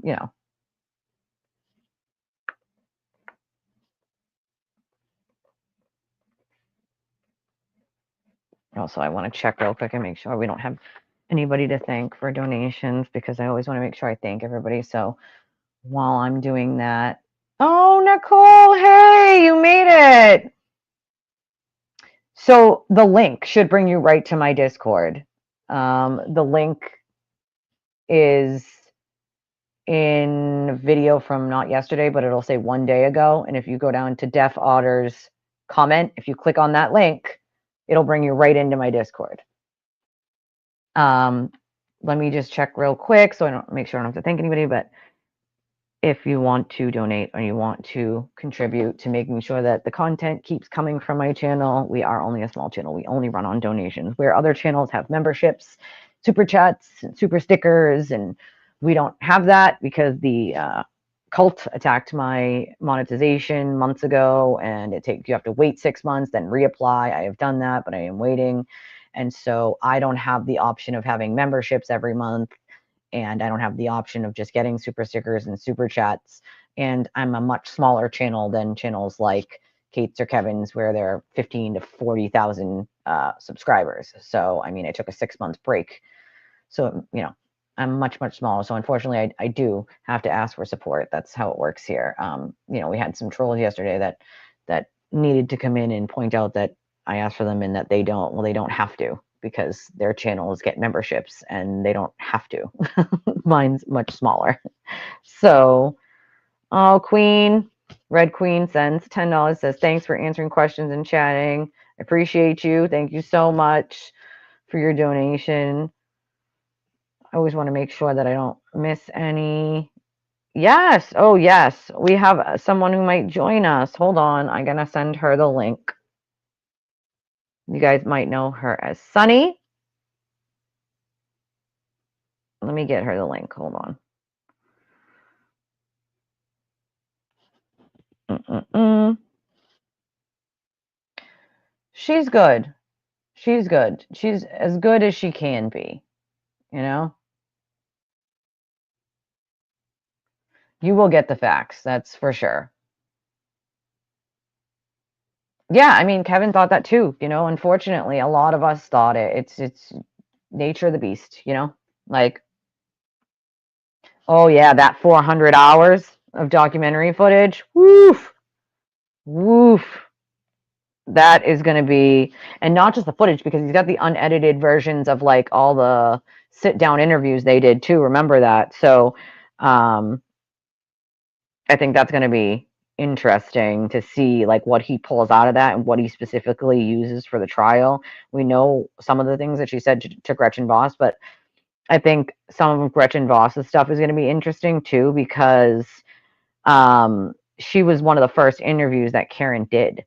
So, some of the things that she said there could be different from one things that she's saying now, which could really, really hurt her case, Okay, sending Sunny the link.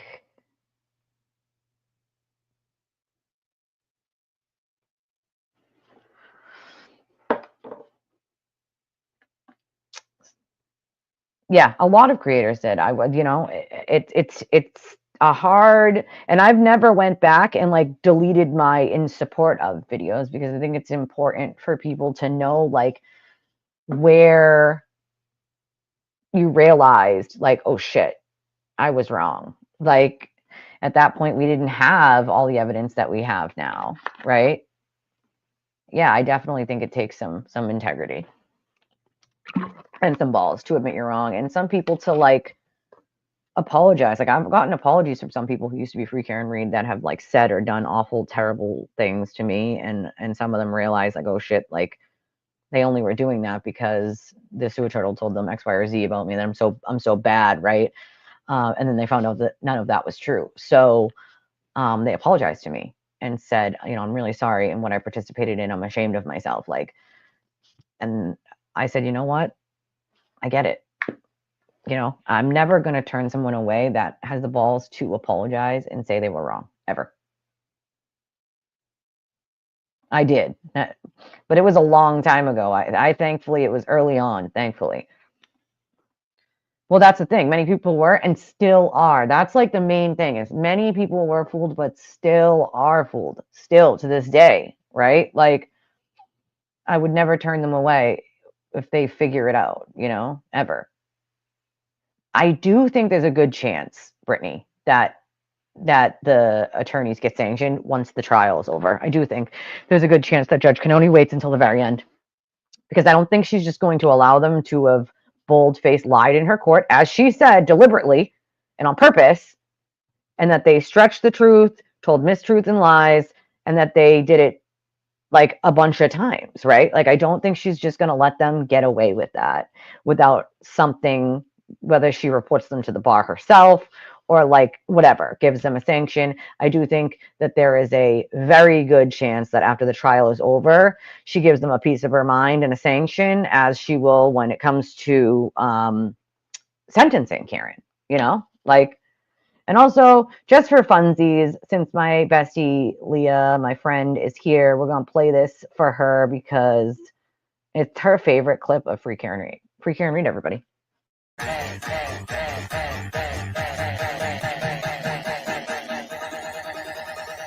think we got a super chat. I think we got a super chat. And that's Free Karen Reed, everyone. You know what? That one's for the, let me reflect, that one's for your $10 donation, so I appreciate you.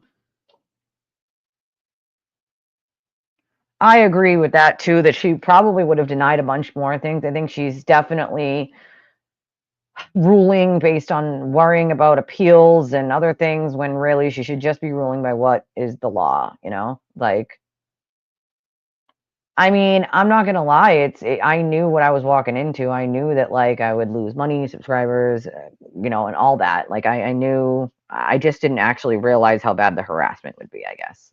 I don't think anybody did. And in the beginning of this, I don't think anybody realized that people could be that cruel or evil or mean, or that they could take the word of a man that is a pathological liar. Like, I don't think anybody ever thought that, you know? Oh, that's awful. That is terrible. Well, that's what it is, right? Marshall Applewhite, we're dealing with like cultists, cult members. Like, that's how cults work. They use mantras that if you say them over and over and over and over and over, like people start to believe them. And that's how they do it. They say the same things over and over and over and over and over until people believe that just because it was said, it is 100% true. And I mean, I've even had some of the people who have realized they were wrong come to me and be like, you're 100% right when you say that. Like, them saying something over and over and then me seeing other people saying it all the time just made me believe it was actually true, even if it wasn't, right? But the problem was is when they actually realized that some of those things that they had been told over and over and over and over and over were not true, and it was proven that it wasn't true, they were upset. Like, 2 more jurors? Oh boy. Does it just say 2, or does it say 2 for today? Like 4 total. That's right. We don't, as long as you're respectful and kind. She did do a 3-point at Crescent. Hi, Sunny. Your volume is very low. Oh, is it? Yeah, you might want to turn it up. Hold on. Brennan flusters Jackson and Unity. Yeah, that's what it says. Oh. Companies that send, what do you mean? Deliveries like what? What kind of deliveries? Is that any better? Yes, it's a little bit better. You'd have to tell me what you mean, Heartstar. Like what companies that send deliveries? I don't usually get deliveries. I got one the other day because Leah got me some pizza, which was nice, but I don't usually get deliveries. Once in a blue moon, I order something and I get a delivery, but there are no companies that I use constantly. I'm not sure what you mean.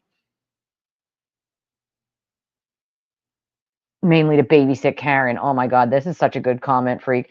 John DePetro said earlier that he suspects that maybe Victoria came on board mainly to babysit Karen. So if you guys missed it, you can go back and watch later on today. But my good friend Julie Grant on her show this morning at 8 a.m. on Court TV had John DePetro and Matt Timpanick, who is an attorney, on, and they did an amazing job and they hit all of the points. And even Julie said, like, the harassment's not talked about enough. It's deplorable. It's disgusting.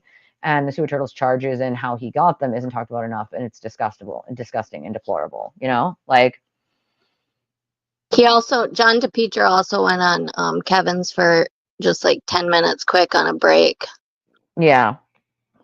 I mean, I've met John a couple times outside of the courthouse. He's very nice, and he's credible, you know. And I think if you're gonna follow anyone to get like updates in the courtroom, like via Twitter, Yeah. he should be one of the main people that you follow because he's always gonna give you the truth, like whether it's good or bad. He's going to give you exactly what's happening versus trying to get what's actually happening from people like Ted or the Sewer Turtle. You're not going to get that. You're going to get their spin.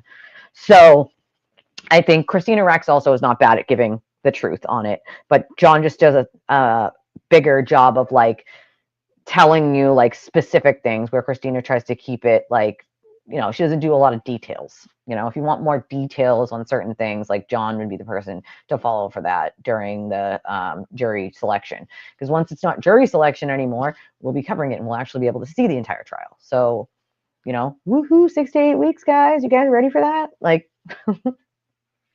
Yeah, John is just more seasoned, I yeah, think. he is. He is definitely more seasoned. Bree said the real estate attorney who lied her way onto the first jury was lied about by the defense in filings and is somehow qualified to be a jury consultant despite all that. Yeah. Victoria George, I believe, was definitely free Karen Reed before she entered that jury. I think she's a liar, to be honest, and I don't give a shit whether she barred in 2021 as an attorney or not. She should be ashamed of herself. Like, Yeah, she's something else. mm-hmm.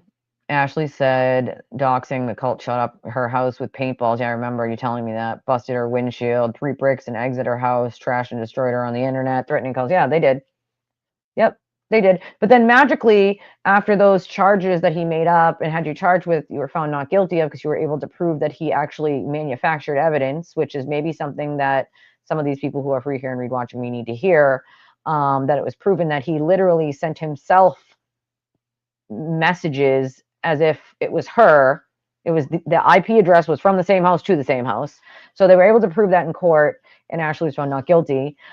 This is a tactic he has then used against Lindsay and many other people with trying to file false charges as a revenge thing and then using evidence that he manufactured. He did it in the Ryan Waters case. He did it in Ashley's case. He's done it in Lindsay's case. Like, this is a pattern of behavior. He's done it when it comes to like blaming Leah for shit that he did, like making he made that account of her for like 3 years.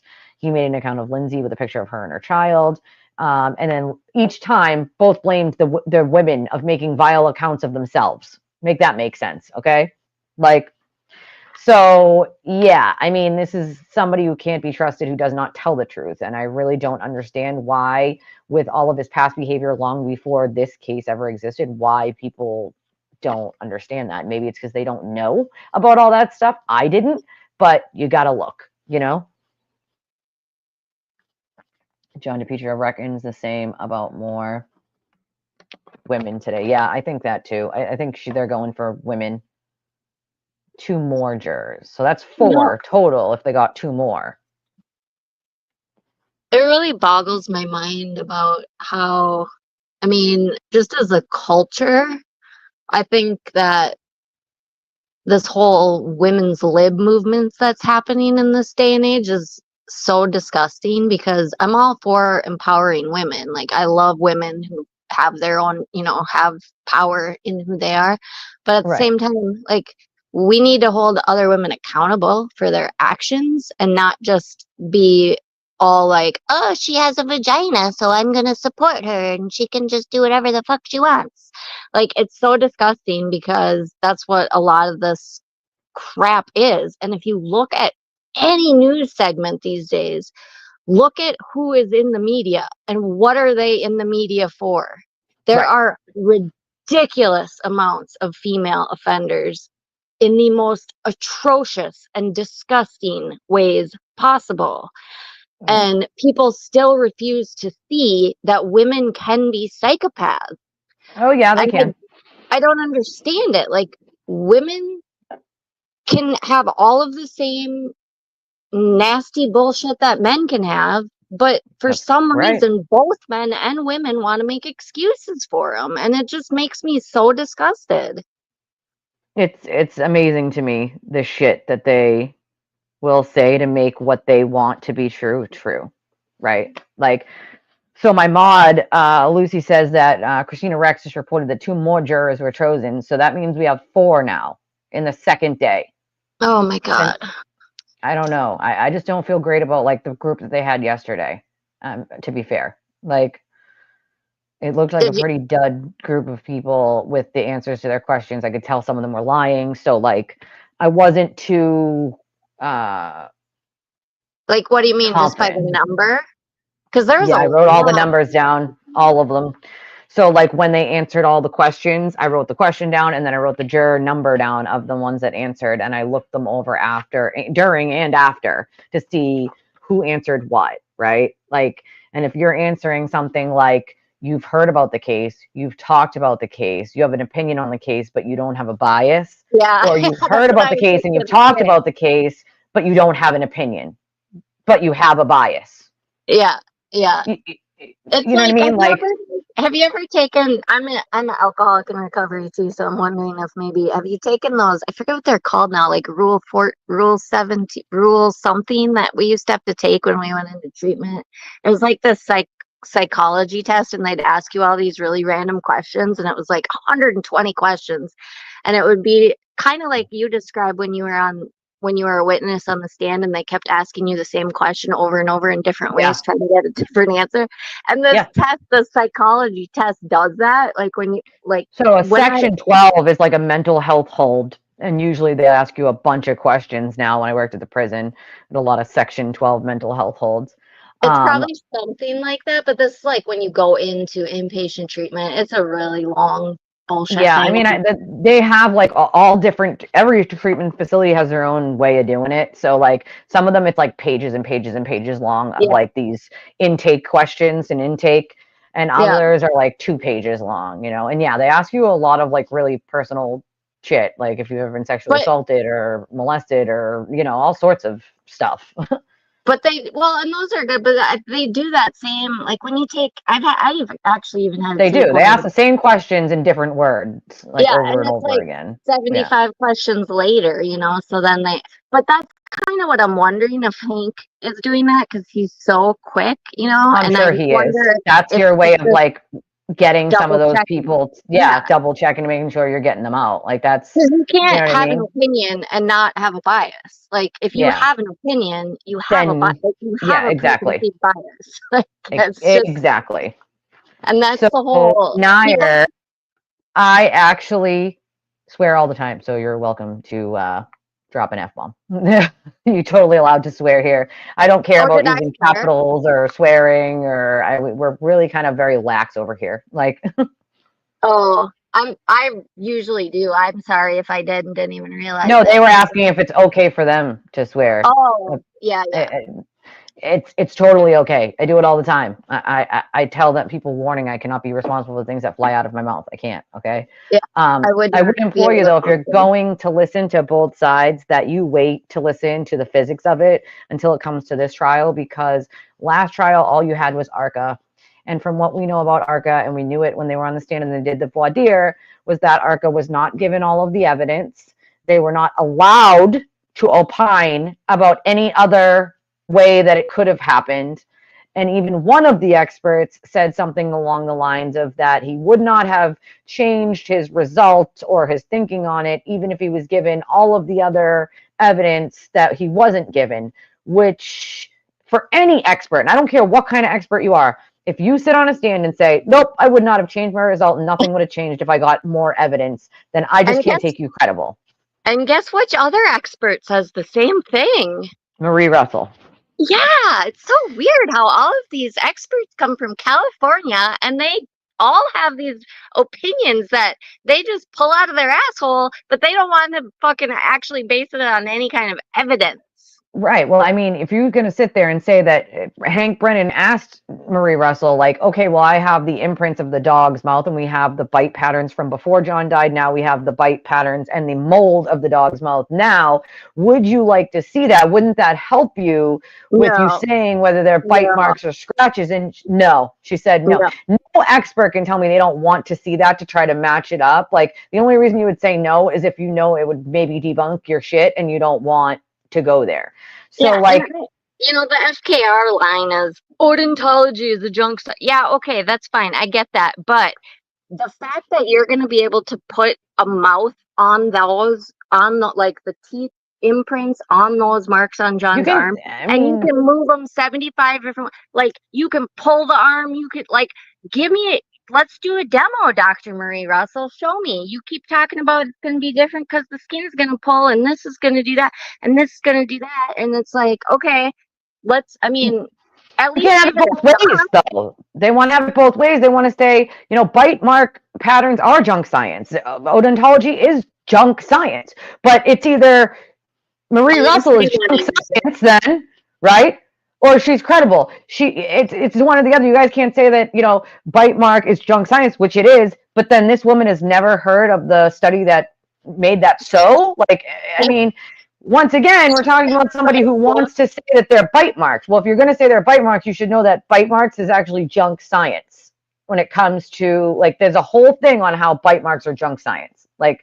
So I don't know why she would be able to sit there and say, you're the one who's claiming it's a bite mark, lady. You're the only one claiming it's a bite mark. So if you're claiming that you know bite marks so well that you know that this is a bite mark, then you also have to recognize that bite marks have been declared junk science. Yeah, and she's never read a book or any kind.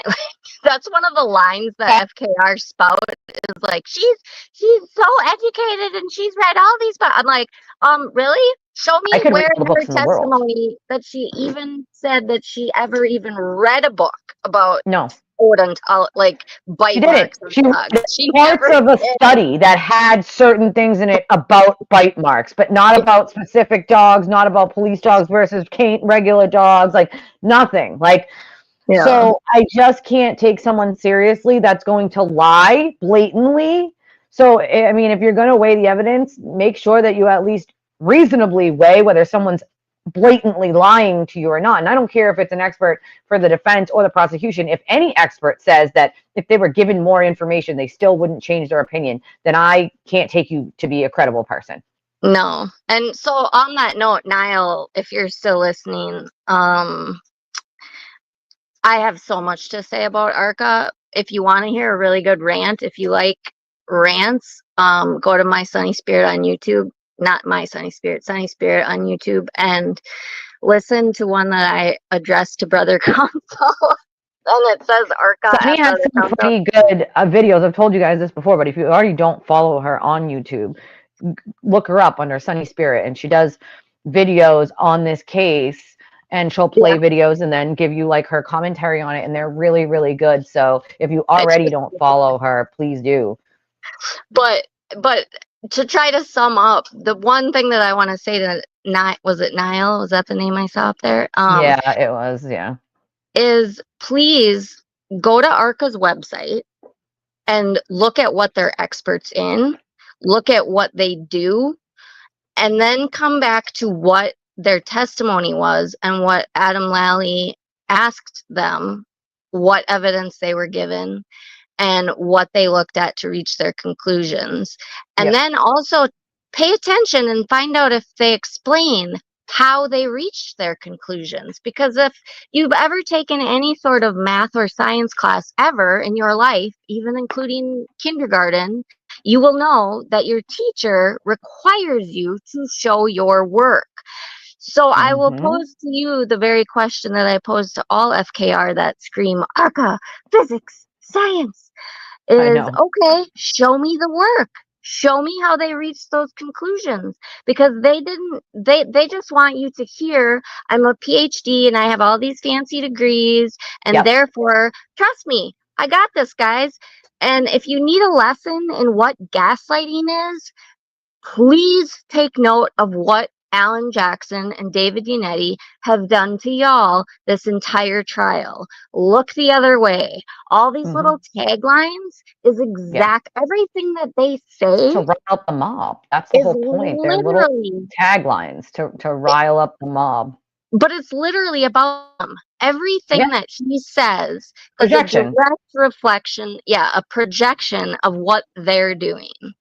Yeah. And it's going to be a hard lesson. Like, I'm literally, this is, I mean, honestly, like, I'm here because I want to see this through, but like, I can't, Me I too. literally, I'm like, am I in a psyop right now? Because I don't understand how adult Right. human beings are this obtuse and literally cannot think past the end of their nose to say, okay, they said it so.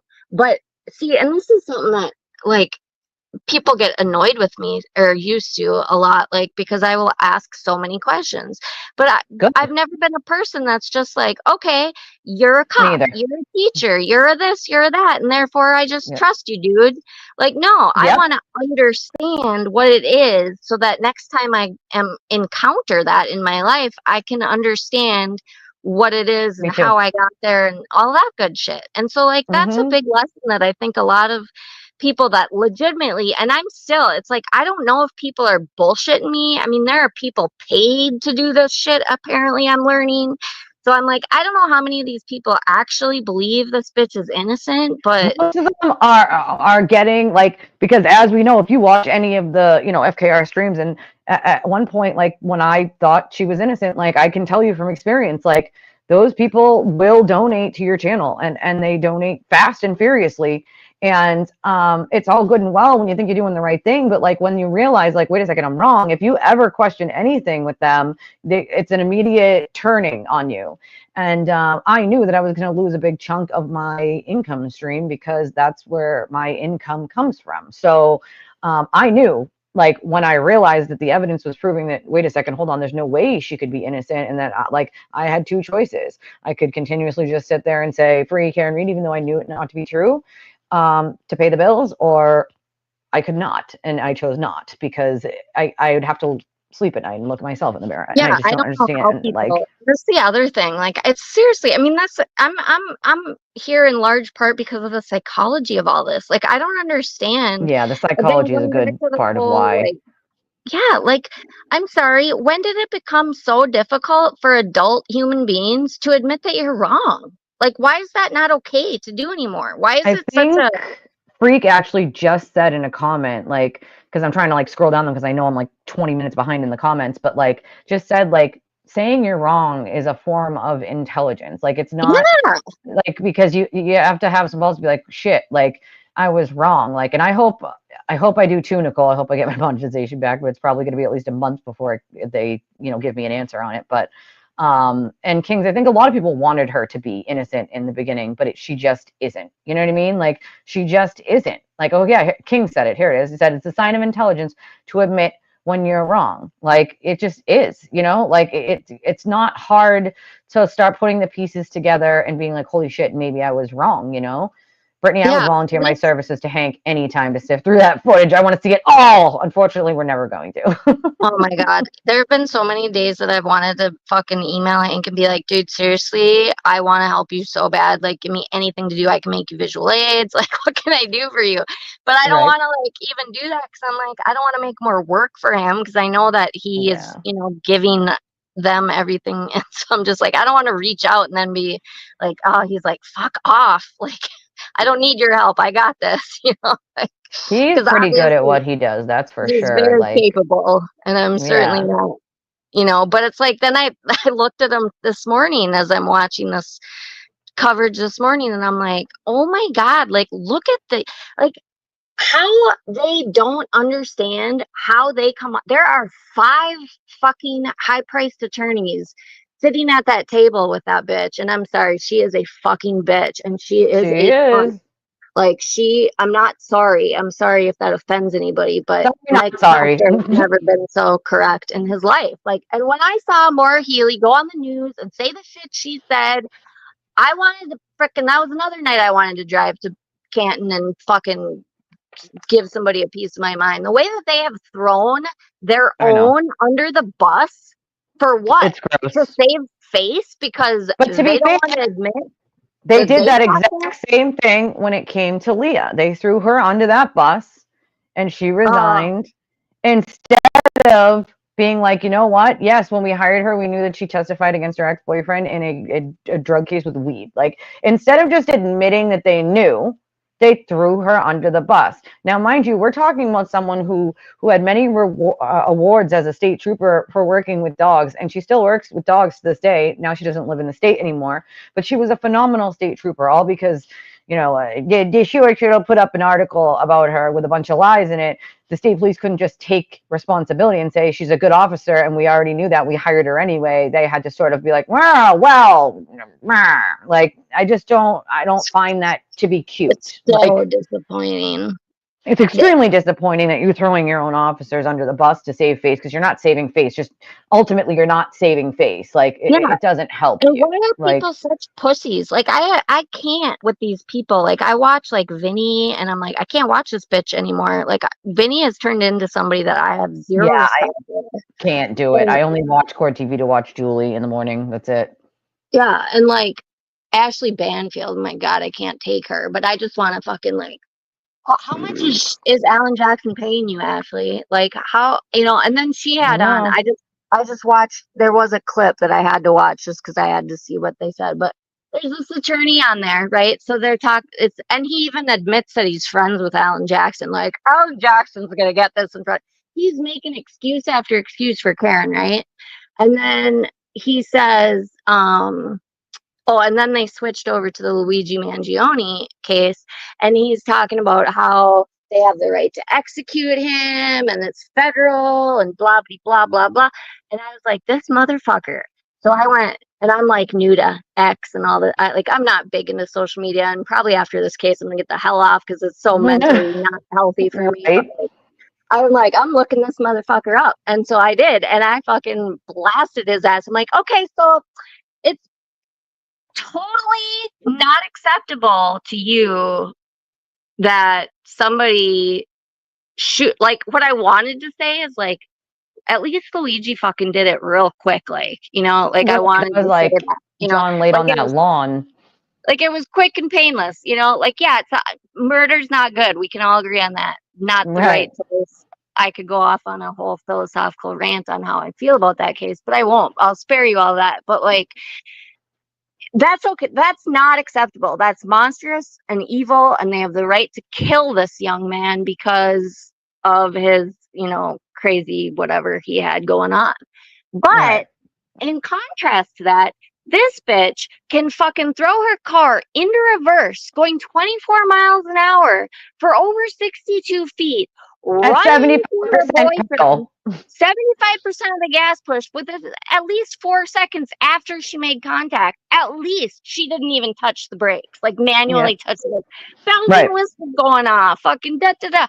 She leaves, and then I'm convinced that bitch knew, like, I'm convinced she might have even seen him before she left initially. Like, obviously, the whole, like, Kevin gets on my nerves about this whole fucking, he wants to make excuses to, like, well, we don't know for sure that she knew. And I'm like, Kevin, I get that you're all about logic, and you're like, you're not going to throw somebody away. Listen, here's logic for you. I'll give you logic. But yes, when you keep saying that you're the only one, though, like Kevin says that he's the only one who would talk to the media. He's the only one. He's the only one. He's the only one. He knows that to be untrue. He knows we Well, all existed. He knows we were all willing. Like, so did you reach out to any of us? No, that never happened. So it's like, you can't just keep saying you're the only one when you logically know that that's not true, right? Like, so yeah, like you can use your thinking and your logic, right? Like, but like, she clearly knew because she's got the bells and whistles going off. So at this point yeah, to say she didn't know, I think is a little disingenuous. Like, we know yeah. she knew, right? We But this know is she the knew. thing that people still like when they're coming to this realization now, they're still making those excuses. And that's what's like, dude, you've got to keep going. Like, I know. you still want to make excuses for her. You want to believe that it wasn't on purpose. You want to believe she was in a blackout. You want to believe that she didn't mean to do it. You want to believe because she's a woman, because she's a small woman, because she may or may not have health problems. Like, Well, whatever Nicole just said right excuses. here too. She said, "I never thought she was innocent. I thought it was a tragic accident, and I felt bad for her. My heart went out to her at first. Like, yeah." And this is a good comment, Maureen. Terry even said on YouTube that her defense, and Terry is the lady who did the ID documentary, and she said Mm. that the defense team would tell her what not to put in it for the last documentary, and like she was like, "Okay, I won't." Like, so there are pieces of that that they didn't want in that you're gonna know that like Hank's gonna get, and then like, it's going to be a shit show. Like, Well, that's why I don't oh, understand why she's still going. Like, the only reason that they're still going to trial is because they're banking on getting a freaking cult member on that jury. yeah, And they are. I hope to God that Bev and Hank have balls of steel and they're gonna wait that shit out and make those fucking jurors fucking, we're going fucking 6 months if you gotta go back there for 6 months every day, all day until you get a, like, I'm not giving you the fucking Allen charge yet. Fuck you. Like, it No, has not been enough dude. time. No, Yeah, that ma'am, not Erica, enough time. that video does have that girl Erica in it. And that one, she's tried to like send me messages before too. Like that one's got some issues. And yeah, yeah, poor Lee has been dealing with these people for 7 years. We're talking on this kind of harassment for 7 goddamn years. They still message her to this day, dude. It's weird. Like, and yeah, what are they going to do, Brittany? You're Cool. perfectly right. What are they going to do when she's convicted? Like, their entire identity at this point is this whole entire thing. Like, like, come on, man. Like, I mean, well, Nair, we know that Colin wasn't there. He wasn't there. He left before Karen and John ever arrived out front of Fairview. But they have selective amnesia, Twisted. Should I call I you know. Twisted or should I call you Whatever, Alicia? it doesn't matter. Either one. T squared. TT, Um, other people do TT. TT. Shit, but like, what the hell was I just saying? I had a really Exhausting good point. deliveries from the free Karen Reed people. I forgot. Oh Oh, yeah, I don't know. I don't even know how they get my information, like, my information to do that, but they do. Like, they do. They literally will send pizzas that are not paid for, Chinese food that's not paid for, like, and then the guy is like got food that now isn't paid for that he's got to bring back to the restaurant. And I'm not the only one that's had that happen. Kevin's had that yeah. happen. Karen has had that from True Crime and Wine. Like, there's been a lot of us that have dealt with that specific issue. It's I don't know how the hell, like, they just do. And then I got to deal with these poor people at my door that like lost time and money, like, because someone wanted to be an asshole. Like, I Yeah, and don't they get live it, off dude. tips. And you're like, now they fucking went and, probably lost money on another tip because they're taking too long. And Yep. like, that's so bullshit. Yep. Brittany said that there was a attorney on Vinny's last night that went off on how much he hates Karen. It was hilarious, and everybody's Was face was it, priceless. Oh my God, I'm gonna was have it to Big watch Case that. Mike? Was it Big Case Mike by any chance? Because I We'll saw find him out. once. And like, the only time I saw him was, Praying as well. was, like, I don't remember. I think it was right after the mistrial. He was on he showed this Big Case Mike. I'd never heard of him before. And he went fucking off on her. Like, she's a psycho. I fucking hate her. Like, he's saying all this shit on Benny's Yeah, show. I'm like, and then I haven't hilarious. seen him since. I'm like, oh my God, Benny's never gonna have him back. But thank God. Because, like, up until that point, this is the other thing that pisses me off with all these fucking talking heads.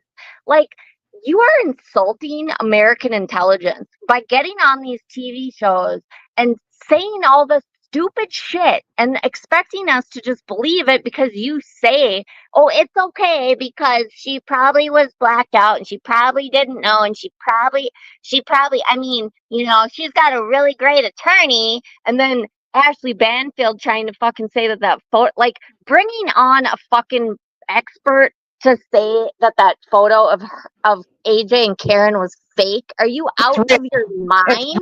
100% real, and I can literally tell you that it's 1,000% real. That picture Oh, I is know. very I mean, real. New York Like, Post is not gonna fucking not check the authenticity of that. Like, are you kidding me? They bought the rights right. to it.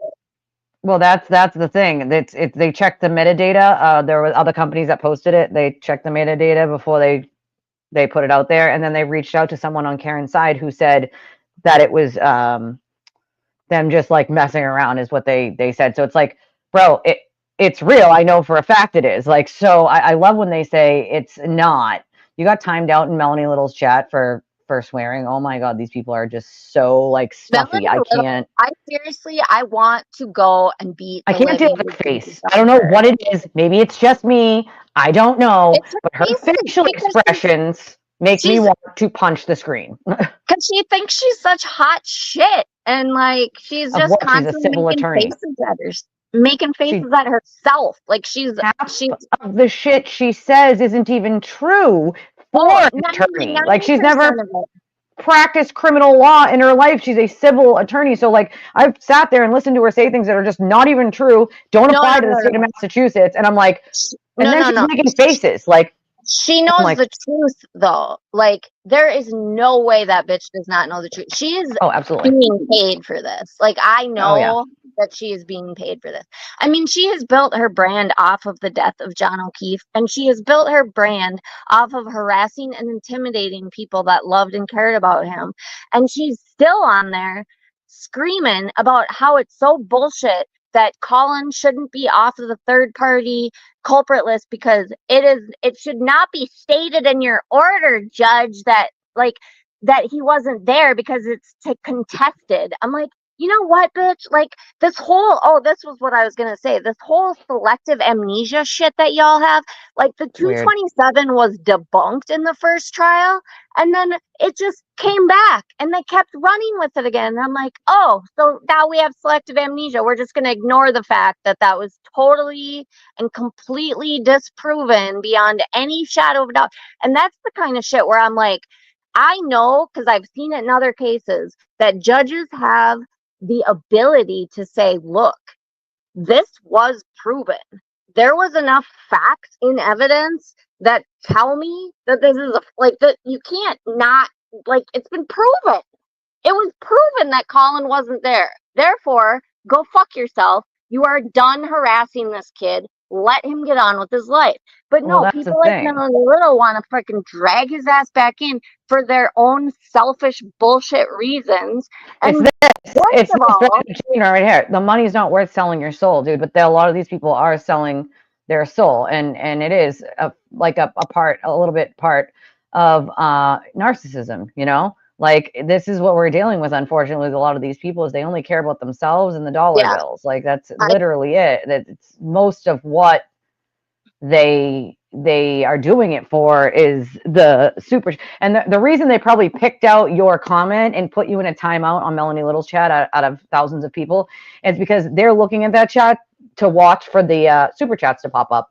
So you probably popped up somewhere above or below a super chat, or they were looking for someone's super chat in the chat to read, and boom, there you were with your little comment. And I can't believe they would time you out for that. That's so ridiculous. Like, you you know, know I've what seen a though? lot of channel mods go a little crazy where it's like, you can't say these words, you can't use a capital, you can't put this Oh certain my color, god. you can't, like, I'm sorry. I will never allow a mod to be doing anything like that in my channel as long as you are nice to other people. You can swear, you can whatever. Like, I don't give a shit if you use Yeah. capitals. I don't give a shit if you use question marks. I don't care if you put emoji. Some people don't like emojis. I'm like, listen, it's a chat. You're the host. Let them do whatever they want to do in the chat as long as they're not hurting one another or being mean to one another. Like, that's all I care about. Like, What's the That's why point? I Like, don't even go into chats because I'm like, this is such like I have bad eyes, and so I'll usually, and I'm usually on my phone, and I can't fucking see it, and I hate when I I have misspell a it. great community. I'm extremely lucky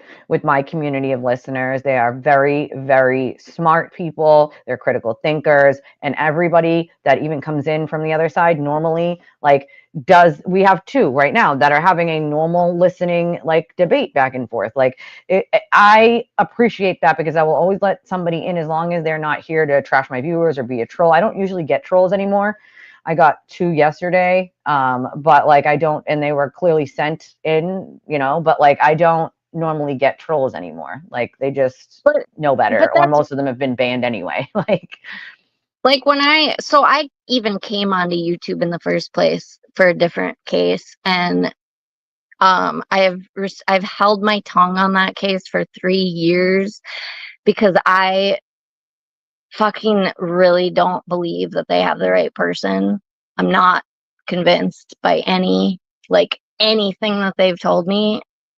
It doesn't make sense to me at all in any way, and I'm a pretty intelligent person, especially when it comes to investigative shit. So like, Unfortunately, there's not too much in that. Like there's a lot of stuff that still isn't yet to be revealed in some of those oh yeah, cases. yeah, yeah, I know, but my point is that like I've never ever, like, the only time I ever used YouTube in the past was like I needed to listen to a song or figure out how to fix something on my car or something like that. Like I didn't even think about going on the true crime community, but one day I ended up on YouTube listening to people talking about that case, and Yep. I like, like that was my experience. I kept holding my tongue. I didn't even make my channel until I was listening to Karen Reed shit, and I was so like, I knew that she was guilty, and knowing that somebody is guilty and thinking that somebody is innocent are two completely different things. Because like I don't want to hurt the families of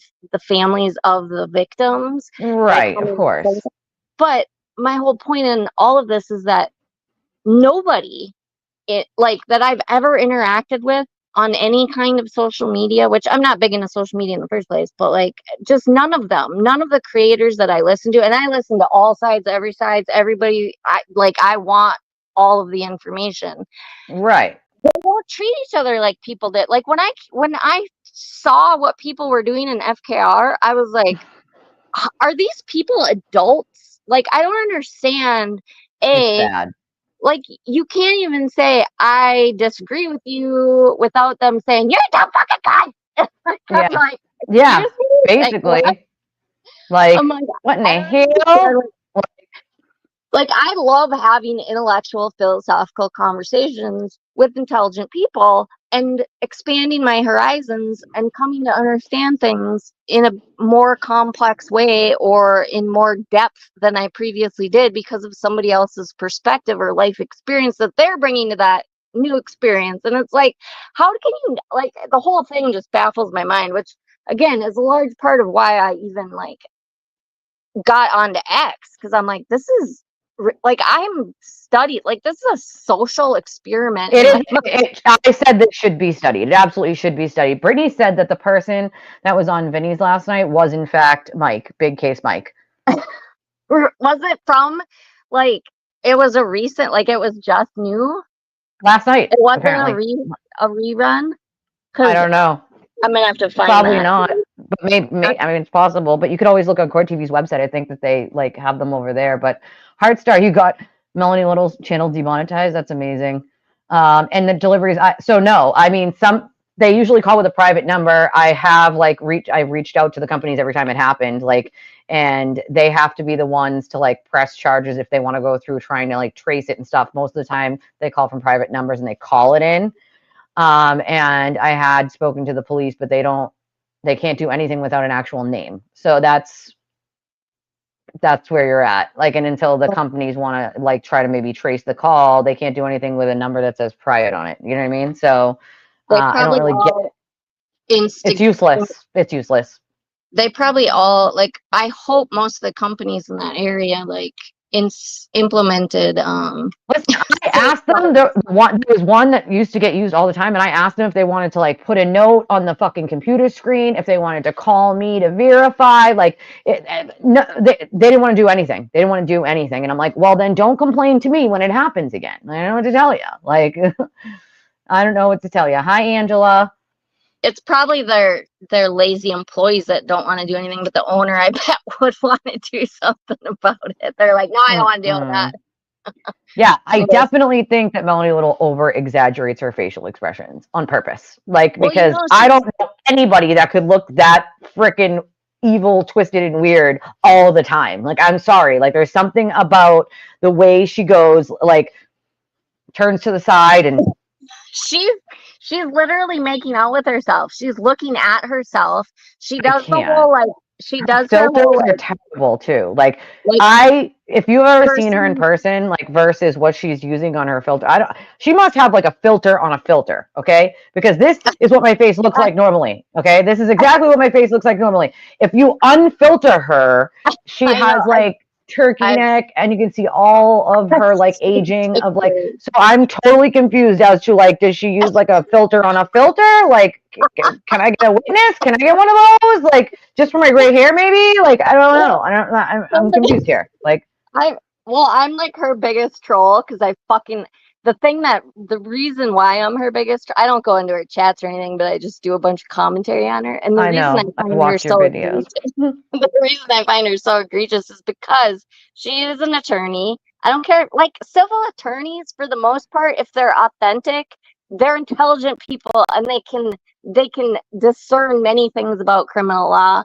But she literally knows the truth, and she's literally like, this is a movie script for her. She's pretending she's in a soap opera, and she is like influencing so many people because she has a law license. They trust her, they believe her, they also think that she looks beautiful. And like, so when I first went on X and I was ranting and raving, I was posting shit on there about her, and somebody posted a picture of her like at that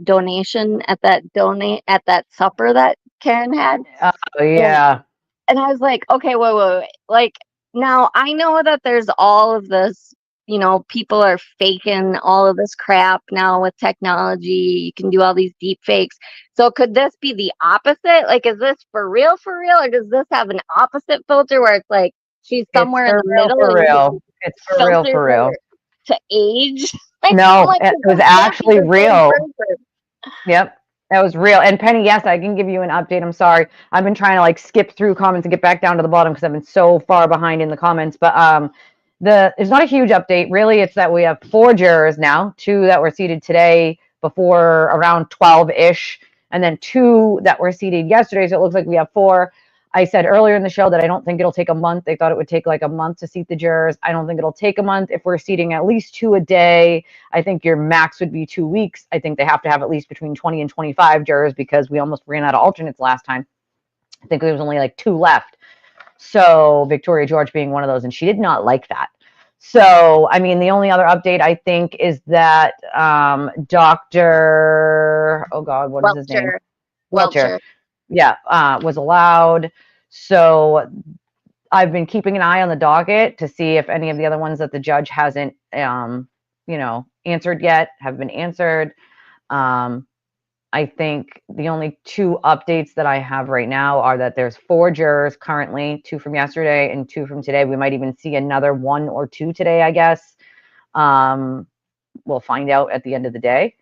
But I think that if we keep going at this pace, that it'll be less than 2 weeks and then the trial will start. If there's anything else you want like a specific update on, just type in a chat because I'm getting to the bottom in a minute, I promise, and then I'll go over it for you. And Kings makes a good point here and says that we should always question our own views, as it's the only way we can be sure that we're using our logic over emotion if what we believe is in fact true, and it will hold up to scrutiny. I 100% agree with that. While I'm checking to see if there's anybody else I need to thank, if you want to hit the like button, I would really appreciate that. If you want to make sure you subscribe, if you're not already subscribed, that would be very helpful. If you want to make a donation to the channel, to help out. We only run on donations from you guys. We don't have super chats and memberships and merch and all that fun stuff. Although I have thought about making some merch with my Cricket, making some Twisted merch, making some maybe Convict Karen shirts. I just don't know if there's any interest in it. If there's interest, you guys let me know, and I will fire that thing up and make some stuff. I have koozies, I have shirts, I have all sorts of stuff. I know I have mostly I have keychains, koozies, and shirts that I have readily available. I can obviously get other stuff, but those I know that I have in abundance. But if there are specific things you guys want, just let me know. But I looked, there was no PayPals. I checked just to make sure I don't want to miss anybody. Again, Mary Beth from last night, I really appreciate that. And thank you, Claire, again, for your $20 donation earlier, and Reflect for your $10 donation earlier. I appreciate it. That always helps out the channel, because we just little over here, you know, we're chug-a-lugging along with our 2,000 subs, over 2,000 now.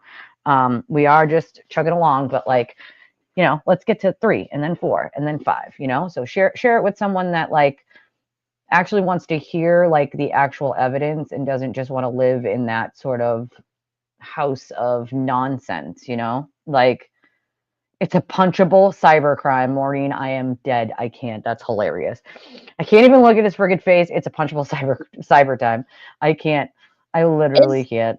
I was gonna ask you, is it a true statement that he has a documentary team following him around? Who, the sewer turtle? Yeah. At one point he had a documentary, and then he was dropped from it.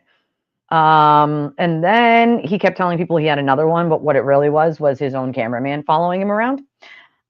So I'm not sure if there's a team following him or if it's just the regular like cameras that were like there yesterday surrounding Karen. I'm assuming because he was there and there was cameras, so I'm assuming it was the regular news media outside of the courthouse that just came up because he walked up. He made a post about it, and I'm like, this guy, you can't be serious unless they want to make like a let's really kick this guy when he's down. I'll tell you, every person that has worked with him media-wise, like every single person that has worked with him media-wise, he has duped into believing like Karen's innocent and like he's this just fighting for the truth. And then what happens is they start working with him, and he's very difficult, and he's vulgar, and he's an asshole, and he starts lying, and they start catching him, and it never ends well for him. So I can only imagine if that there is a team following him, that what he thinks they're going to put out there is not actually what's going to end up being put out there. The way they're going to put it together is not going to be the way he wants it, unfortunately.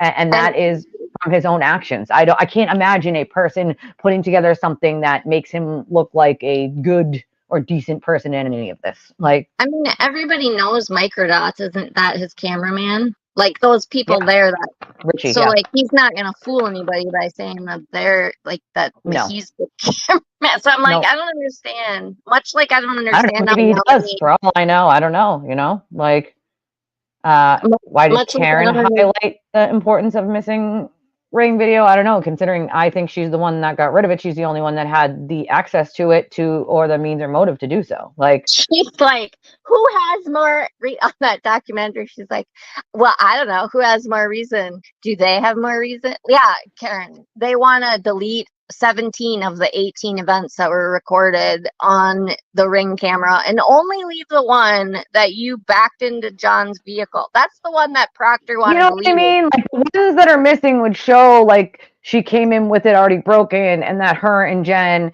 and Carrie, which she admits were looking at the taillight, she plucked a piece of tail. So those are the ones that are magically missing, the ones that wouldn't help her. It's hard to believe that anybody else, because nobody else had access but her. John was not alive, so he couldn't have done it, you know? So I don't know, you know? I appreciate that, Nair. I pride myself on interacting a lot with my chat, whether people donate or not. I always interact with most, if not all, of the comments in my chat. They're going by a little fast today, so I'm trying to get to most of them. But I don't want anybody jumping on anybody. Questions are good to ask. even if you believe she's innocent, if you're asking questions still, that means you're not living in that you definitely 100% think she's innocent. That means that you have room for some doubt and some things are giving you pause. And therefore, you have started asking questions. So I applaud you. I say keep asking questions. Like, Yeah. just That's keep the only way asking to them. grow. And really, like to King of Kings' point from a while ago, too. I mean, that's just a really good. That's how I live my life, and I just think we're constantly.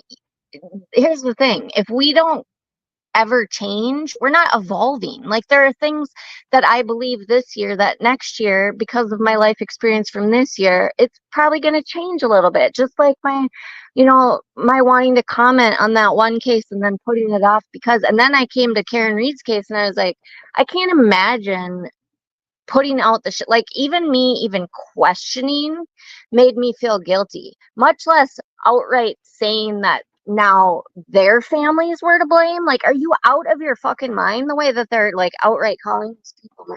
But my point with that is Absurd. like we have to evolve, and it's okay that our opinions change. They should change.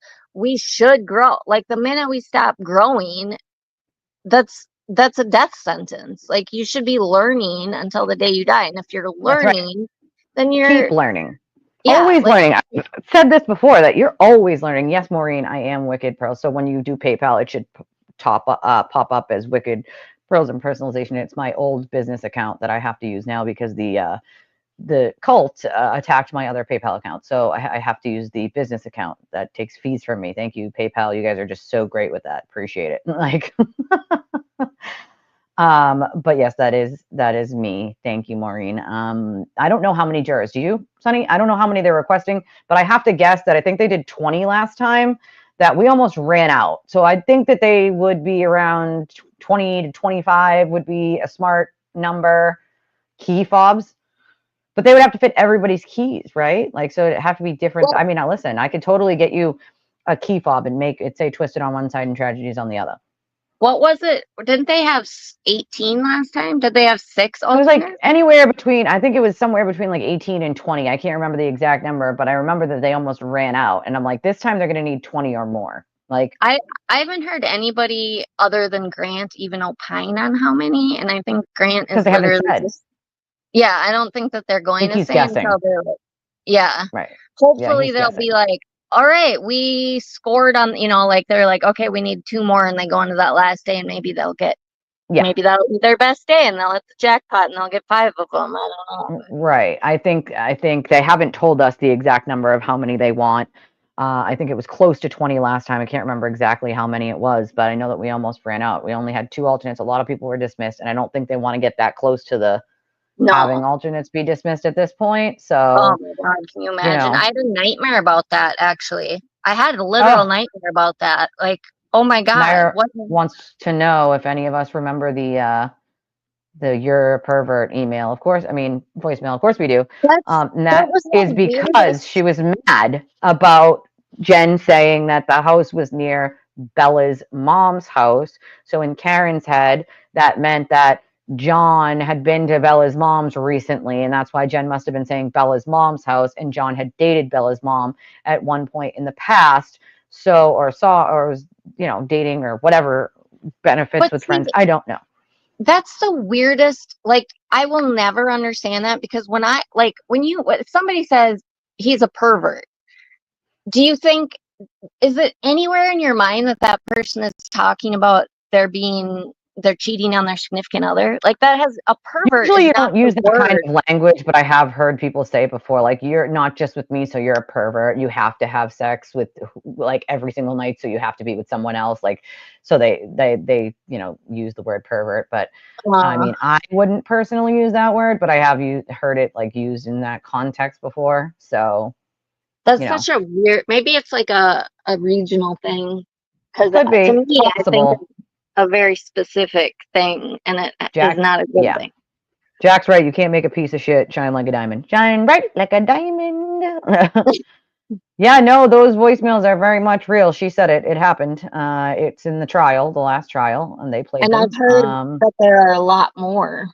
There are more. And I think that, again, it was plausible deniability, like Angela says here, like for her way to be like, see, I was mad, or I was looking for him. Like, you know what I mean? Like, yeah, Yeah, that's we the talk other about thing the voicemails a lot here. that FKR thinks is like, she wouldn't have done that. Listen, people, do you not understand that you're dealing with a psychopathic mind? You're dealing with a psychopath. A psychopath cannot be illustrated with common sense thinking. You can't think, well, this is what I would do. But beyond that, look at all the crimes where significant others kill each other. And guess what they do? They either call and say some mean shit, or they call and pretend like everything's hunky dory. Like, yes, most times they go the other way, but Yep. Karen is pretty much a cluster B, like everything that falls Oh under yeah, a cluster B absolutely personality. cluster B personality. Like She has no control over her crazy emotions, and she just lashes out. Hence why she did what she did to John in the first place. So do you think she's going to be able to collect herself and be like, "Hi, honey, I'm just calling to see if you're going to come home soon"? No, she's a psycho. So she's going to that's right. continue to be a psycho, and she's going to continue to build her alibi. Right. I'm That's convinced that she had to have known. She had I to have mean, known. I think she did, you know. I think she knew, like, you know, like, where is the piece, Maureen, that she plucked out? Why was she looking at her taillight when she got back to John's? Like, she clearly knew she hit him. Like, it's the bottom line. Like, It no, Grant just likes to call himself a towel, it but it is his name. it's in the neighbor's lawn. I mean, did you see all the snow blowing that Yeah, Paul was doing? I mean, Paul was like snow blowing and shoveling, and like, did you see how much snow there was? Like, it's insane to me that these idiot. This is the thing. It's like, dude, I'm watching the fucking dash cam camera. I see what is happening outside, and y'all are like, "Oh yeah, it was just there was barely any snow, and of course you could see it." Like yeah, the fucking that's like, dude, ambulance it's right driver in front couldn't. of you with evidence, and you're still saying the opposite of what actually happened. Like, That's why I'm just like, I don't understand, like, what is happening right now? Because, and the thing that, because I'm like, okay, these people are paid shows, but then I'm going over and watching places that I normally trust, like Vinny on Court TV, and he's doing that shit. And I'm like, are you out? Like, there was at least one night when I was like, really just kind of watching all of this unfold. And I'm like, I'm sure that I was sitting watching TV with my mouth open for like an hour. And when my husband came in, I was like, what the fuck is like, I seriously, am I still in like the same reality that you're in? Because I feel like I'm in a different so, dimension right now. Can you see me? Because like, what the fuck is going on? I just it, and that's what really pisses me off, because people like Vinny, and he obviously knows better, but he the fact knows. that he's doing it, like he has to know from Julie, if from nothing else, how much torture these people have endured.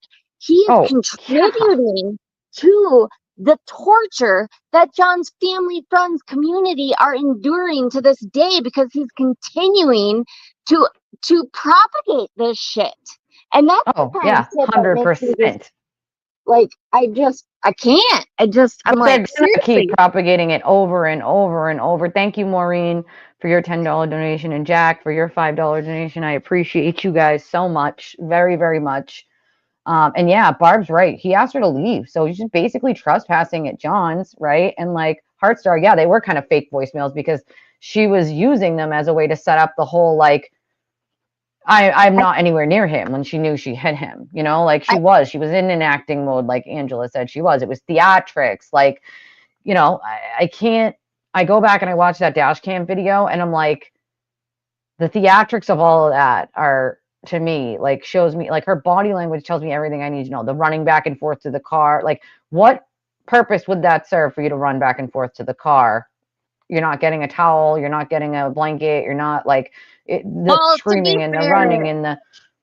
to be fair, I've been in shock like that before when I've like lost somebody, But and we know like, she's not in shock because we know that she knew she hit him, because yeah, when but all I'm your saying like, backup cams, bells and whistles are beeping, you knew when you got back to his house that you had smashed your taillight. You pulled a piece out. You told Gretchen Bosses when you got back to John's house. So like at that point, you knew you hit him. There's no I ifs, think ands, or buts. she was confronted with the fact that it was very, very real, and other people were now aware of it, though. So, Maybe like, that, yeah. I do feel like there was probably some authenticity to that. Like, I'm not going to, because I'm sure, I mean, I do believe she's a psychopath, and I don't believe that she understands what it means to actually love somebody. No, I But don't think I so. do feel like it was the weight of the Yeah, actual, maybe the way of knowing that, like, oh, this is now very, very real. Yes, I could yeah, agree with that, but I do think some of it was for basic theatrics, you know. yeah, You need to know about Higgins, Nar, is that he didn't seduce her. Karen reached out to him and asked yeah. for his She number. she got his number out of John's phone. She went into his phone secretively and got his number. That's right. Yeah, she went into his phone, got the number. Then she contacted him. She's flirting with him. She kissed him in John's garage. She initiated the contact with Higgins. He did not reach out to Karen. He didn't try to seduce Karen. She reached out to him, and he, in turn, and you can see it in the text messages where he's Yeah, asking her, like, what do you want from me? Like, I yeah, don't, is this just like we're friends? Like, what is the deal here? Like, yeah, he's trying to figure out what exactly she wants out of even contacting him to begin with. Like, all of that was of Karen's doing. So I loved when the yeah, defense said seduced her. Like, no, bro, he had nothing to do with contacting her. She contacted him. Like, yeah. and It's yeah, so I do think Kings disgusting. is right. She refused to realize that it was over. It had been over. Like that day before and like the day of, they were arguing, they were fighting. Like he was just done with it. You can tell. Like he didn't answer some of her calls or texts. Like he was I just think like she done with probably, it. I think she might have actually, because I think she probably was basically living there. Like, she probably had a lot of shit there, but I think she probably moved out. I think she actually had, like, taken the bulk of her shit out already. That's what I think. Probably. Jack said she might not have thought he'd be knocked out, but after After 5 hours of no calling answering, him, it was clear. listen, here's the other thing where I'm like, okay, how do these people not fucking understand this? Because I came into this trial pretty wet behind the ears. Like, I wasn't following all this shit. So Yeah. anyway, so when I hear, and going through this timeline of, she dropped this man off, and within 10 to at most 20 minutes, but I think within 10 minutes, he's already calling him, swearing at him, accusing him of cheating on her, and saying, nobody knows where you are. Bitch, you just dropped him off. How do you know nobody knows where he is? Have you tried That's to the other thing locate that him? gets me. You just dropped him off, but then you're sending him voicemail saying nobody knows where you are. That never made sense to me. Yeah. Nobody knows where you are other And than it's her so, setting it up. Like, you know and where he is. You it's just dropped him off, right? Yeah, and it's so quick. Like, we're not talking like 3 hours have passed. We're No. talking at most 20 minutes have passed. So what do you mean nobody knows? You clearly know you just dropped him off, but nobody knows where you are all of a sudden? Like, it just doesn't make any logical sense. You know what I'm Yeah, saying? Like, clearly she was leaving that voicemail as a way of yeah. being like, That I was didn't know her. where he was. Like, Yeah. I She think, yeah, was I think she knew, but like him dying probably like hit her like a ton of bricks. Like, oh shit. that Like, shows her how diabolical she is. And if people would stop and think, it would shock them. I think they're scared to be that shocked that a small petite woman that otherwise was a professional successful woman in the world is a fucking psychopath. Like, yeah, this yep. shit happens. I mean, Jodi Arias, Casey Anthony, ringing a bell, anybody? Like, come on, people. Cheryl says they had 16 jurors. Maybe that's what it was. Amanda Knox. 16. I think they definitely need at least 20 this time. That's for sure. Yeah, 16. So they only had 4 alternates. That's scary, Yeah, it especially for wasn't enough. Milwaukee that Definitely way. not. Yeah.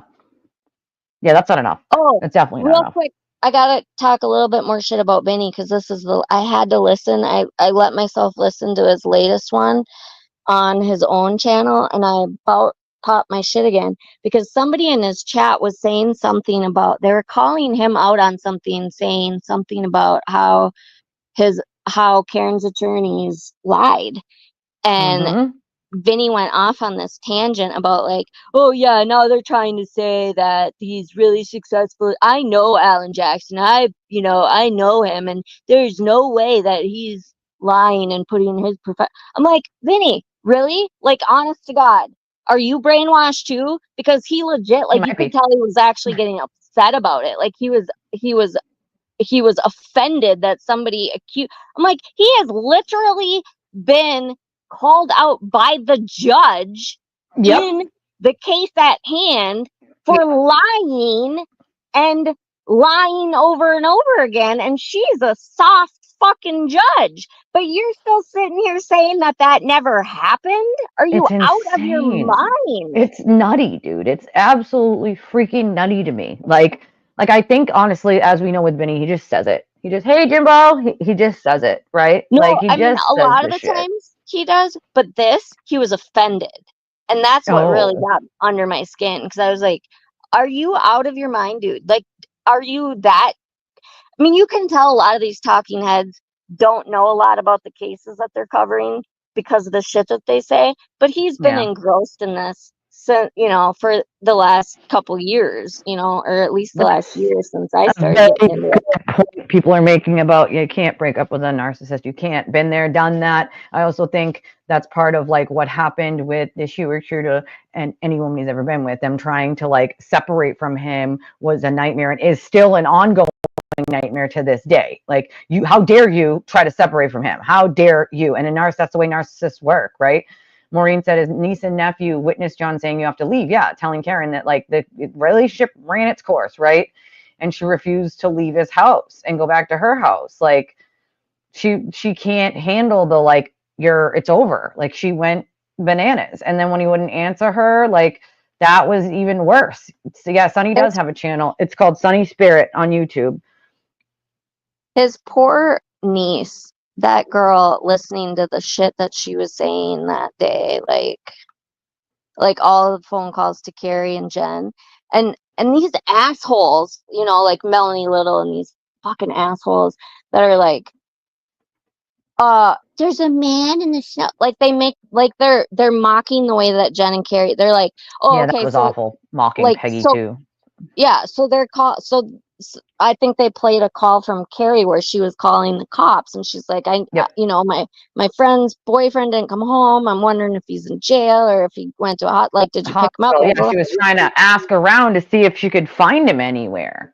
Yeah. Oh, it was on Turtle Boys, because I listen to him every once in a while just to see what I need to keep updated on. Bless your But soul, I can't do it. yeah, I can't do it for long, but I do it a little bit. But he was doing this, and I was like, and they're like, so if Karen really called you and at 5 o'clock in the morning said that he's dead, then you're not gonna say that. You're not gonna say that to the cops. I'm like, can you not think? Well, no, he can't, because he's a psychopath too. But like normal people, if there's anybody out there on FKR that's normal, like put yourself in that situation. If you have a really good friend and you think that they're in a healthy relationship, because to most people it seemed like they thought that That's they what it were, looks like. Right. and they call you and they've been like, they're clearly drunk, they clearly were drunk the night before, and she's like freaking out, having panic attacks for no good goddamn reason. Like you're like, yeah, no, that he's not dead. Like the logical thing in your mind is going to be, no, he's probably crashed out on a couch somewhere.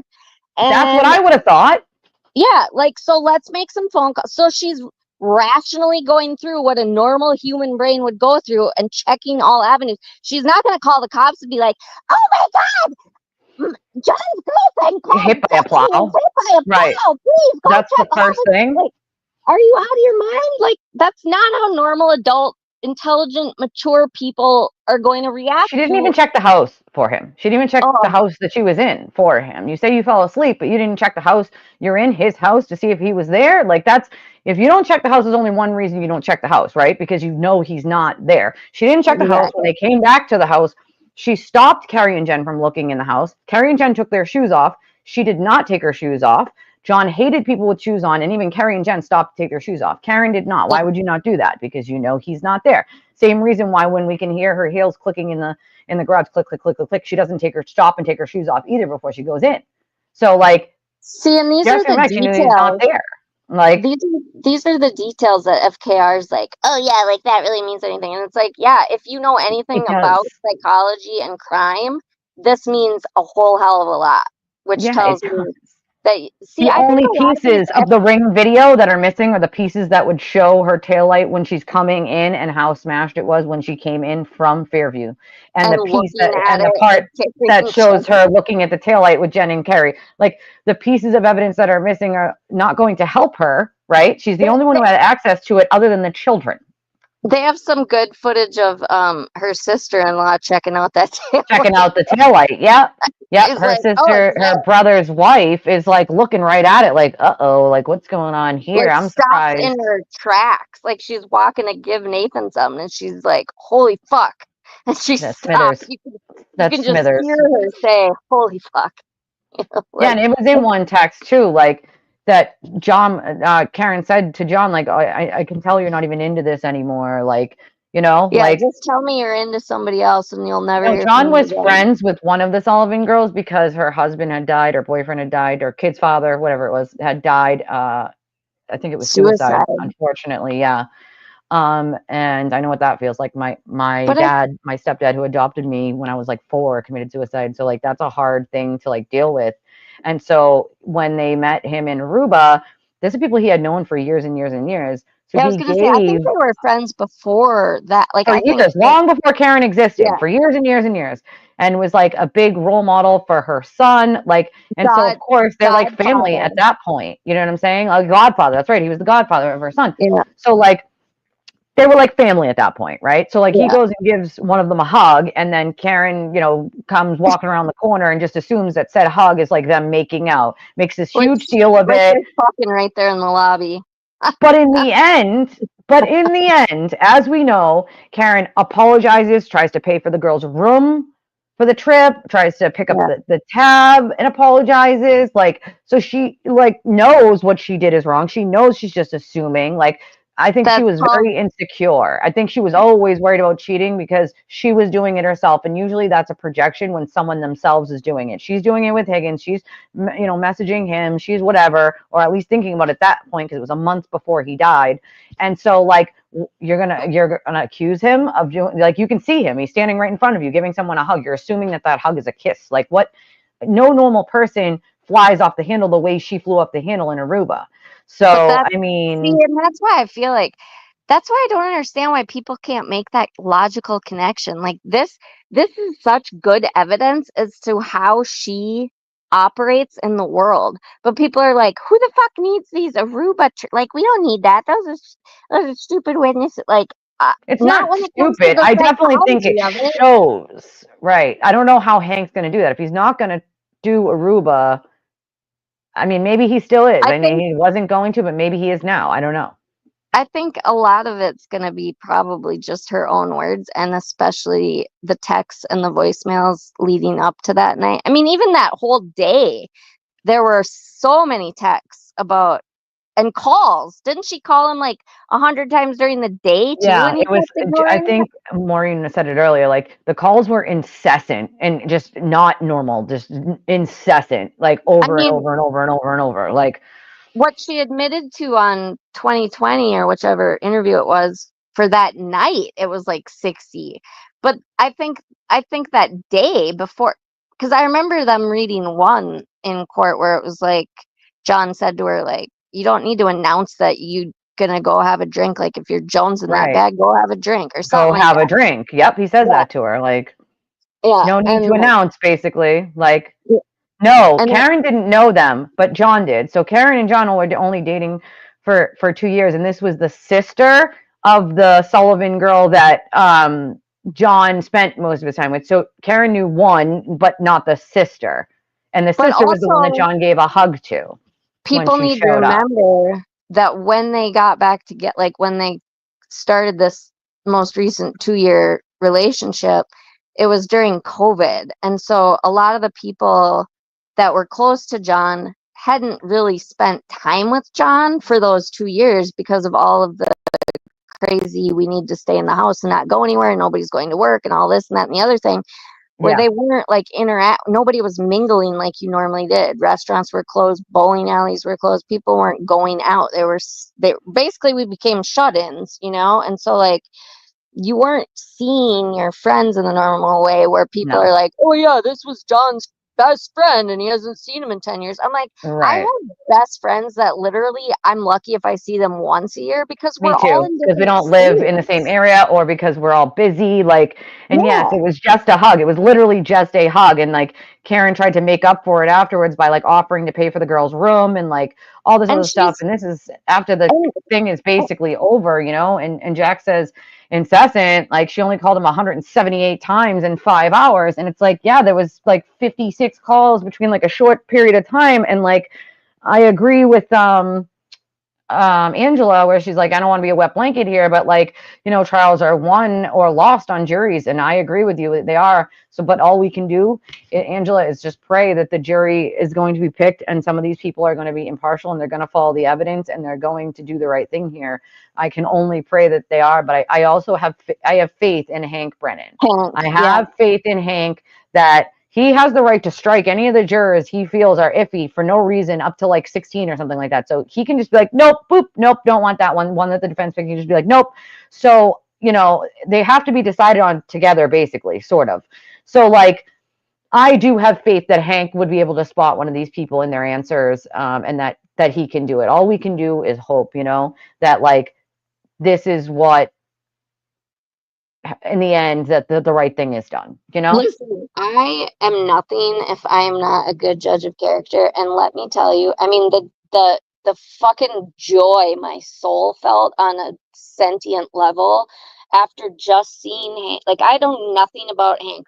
The very first time that we got to see him in court when he was doing the voir dire of Dr. Marie Russell, and I'll Yeah. even say he was just finding his feet a little bit. You know, I could tell he was just But finding maybe his I feet. told people like keep an eye on him, keep an But eye on him and watch him no, because his presence is amazing to watch. And I I wanted people to be able to see that. And I'm so glad people were able to see it. Like, I have truth chills just like talking about it because even though I could tell he was finding his feet, I could tell he was finding his feet because I know my gut and I'm like, this fucking guy is like I have truth chills all up and down my body. Like he is hmm John's fucking hero. Like this guy is here for justice for like I could just tell. And Kevin had a members only that night and I went on there and I I don't think Kevin's never invited me back on because I think I'm just so like bold and brash and speak my mind and stuff. And he's no, like, I think "No, no, certain no, people no, are only allowed on over there. So it is what it is. I prefer that creators would work together and you know, yeah, for the common goal of justice, but I can't force people to. Patricia, John DePetro is in the room in the court. He's a good person to follow tweets from. And Christina Rex is also in there. So Roberta Glass is awesome. I talked to Roberta here and there. She does have the gift of insight. That's right. Um, But anyway, but I was like, oh my God, Hank is going to bring this home. I'm like, look, I know, I can tell you this. Even just after he found his foot, you could see the transition he made. Even, I mean, it didn't even matter that he was finding his feet. I could tell he was finding his feet. There's so much bullshit that went on in this case. And he is like, it's like he got up to the yeah. podium and you could just see his brain working and the methodical way that he just started and his little like he's fucking precious in the whole like gift of snark. Like he's I like, like oh, that so because you're the way the he only does one snark in the is world that beautiful. she's like, The way yeah, he I does think snark is so. so beautiful, though. And he's like, It's beautiful. okay. It's like, oh my God, this is so perfect. And of course, It you know, all is. the FKR people are like, oh, he's being so rude to her, blah blah. I'm like, did you Like, see your fucking hero, Alan Jackson, the way he's treating EMT drivers, police right? officers, 16-year-olds, 18-year-olds, mothers, It was fathers, sisters, insane. like It every was person nutty. he's treating like a fucking rapist pedophile on the stand. And you're Yeah, putting that's exactly how he treated people. Like, oh what the God, it was hell? awful. Like, I'm sorry, It, you must have all of these witnesses confused with the people that you normally represent. Like, are you oh my God. picturing You your normal guys, clients on the stand? Because, like, what the fuck? I just got an alert, okay? Uh, uh, You guys are going to love this. okay. Good news. I Four like good news. Massachusetts residents are suing Judge Oh, Beverly Cannini my. over her decision to reinstate a 200-foot buffer zone outside the Superior Court for the retrial, arguing that their constitutional guarantees to protest have been violated. I'm gonna read the think rest, but I just want to let them know real quick, like, A, you guys are idiots. B, your constitutional right, the court has a right to stop you from interfering in court business. That's a legal precedent. It's a thing. You're never going to win any sort of argument on it. It's called Sixth Amendment. It's called a fair trial overrides your fucking freedom of speech outside the courthouse. Maybe you should go watch the trial, and maybe you should actually listen to the evidence. Maybe you might realize that the bitch is guilty. Like, maybe that's what you should do. Yeah, the plaintiffs. Here's the plaintiffs. Ready? Jason Grant, Allison Taggart, Lisa Peterson, and Samantha Lyons. I thought Meredith filed it. Those are the plaintiffs. And none of those are her. They did the same shit last year, and the dude got laughed out of the court. And he's doing it again, I heard. I heard Ray Danza's doing it again. Like, yeah, apparently. Like, it's like, bro, you guys paid him to lose last time. We told you guys that was going to happen. Now you're going to pay the guy again to lose again. Like, nothing's going to change. The buffer zone, you don't like it? Too bad. The right to a fair trial overrides your right to scream and yell like maniacs outside of a court. Like, sorry. They can file it anywhere they want. They can file it in federal court. They can file it in state court. It's still not going to win. Yeah, just like all of Karen's fucking appeals that everybody was like, yeah, we better just keep postponing the trial because they've tried everything at this point. The state court denied it. The federal court denied it. The state court appeal denied it. The federal court appeal denied it. And now you think think SCOTUS is going to take you up on that? Like, I'm sorry. Like, you guys are really that stupid. That's why I think FKR, all of these people have no idea. Like, they've never followed true crime. They know nothing about the law. They know nothing about how things work. That's the only way that they can be this bamboozled, is if this is their first real experience with anything in the world of legality. Because the shit that they do and say and think, it's like, you think your rights are being trampled on because you're no longer allowed to have fucking pom-poms and cotton candy and miniature horses outside the courtroom while somebody is having a murder trial for a police officer who the children that he was raising, now they've lost their third parent. Like, what the fuck is wrong with you people? Like, I tell them to do the same thing, which is like, go appeal to Captain Crunch and see if he gives a fuck, bro. Just saying. Like, just saying. Like, I do. I bought a new mic. Freak, it's coming today. I bought a new mic. So this is it. I don't have the option to go up and down, unfortunately, but I bought a new mic and it's got a boom thing, so it'll come up and over or up to the side if I want it to. It doesn't come until after. It said it wasn't coming until after 5, but I have one coming. Isn't that amazing? I don't know about volume. I don't know if it has like the thing, but like I'm just working on it. Shitty phones. I'm working on it. That's for sure. Like, yeah, I did see that Core TV thing where they, OBS is hard to run. I have OBS on my computer. It's just like so much in OBS that it's like overwhelming. I'm not gonna lie. Yes, you can help me. Absolutely, I will. That's a good idea. Oh my God, it's already 2:00. All right, you got anything else you wanna tell them before we wrap this thing up? Just keep the faith, and Hank the hero is gonna bring it home. Like, I just know in my gut. Trust Sunny Spirit's gut, because Sunny Spirit's gut is my guide, and it is on point, and my gut tells me that Hank Brennan is the man for the job. And I honestly hope that he gives some sort of like prosecutorial what am I trying to say? Like, presentation to prosecutors around the country about how to dismantle fucking innocence fraud. Because that this would be awesome. Yeah, I mean, he has literally single-handedly, this was the other thing I was going to say. I was looking at the 5 of their attorneys, all with their heads down, with their pens out, doing all these things, and I'm thinking, Hank Brennan and Laura McLaughlin and Adam Lally, those 3, and Adam Lally virtually did, I mean, he did everything. Like, McLaughlin did a lot of the writing, I think, but like, as far, I mean, he examined and cross-examined every single witness. He mastered so many things, like DNA and phone data and GPS and all these different things as a one-man show. And guess what? He tied 3 high-priced attorneys, Karen basically acting as another attorney, and the entire internet full of fucking trolls and monsters digging up dirt. And he tied. Okay, so just if they did that in round 1, Hank Brennan's gonna bring this shit home. The only way that they're gonna get away with this is if they get a plant on there.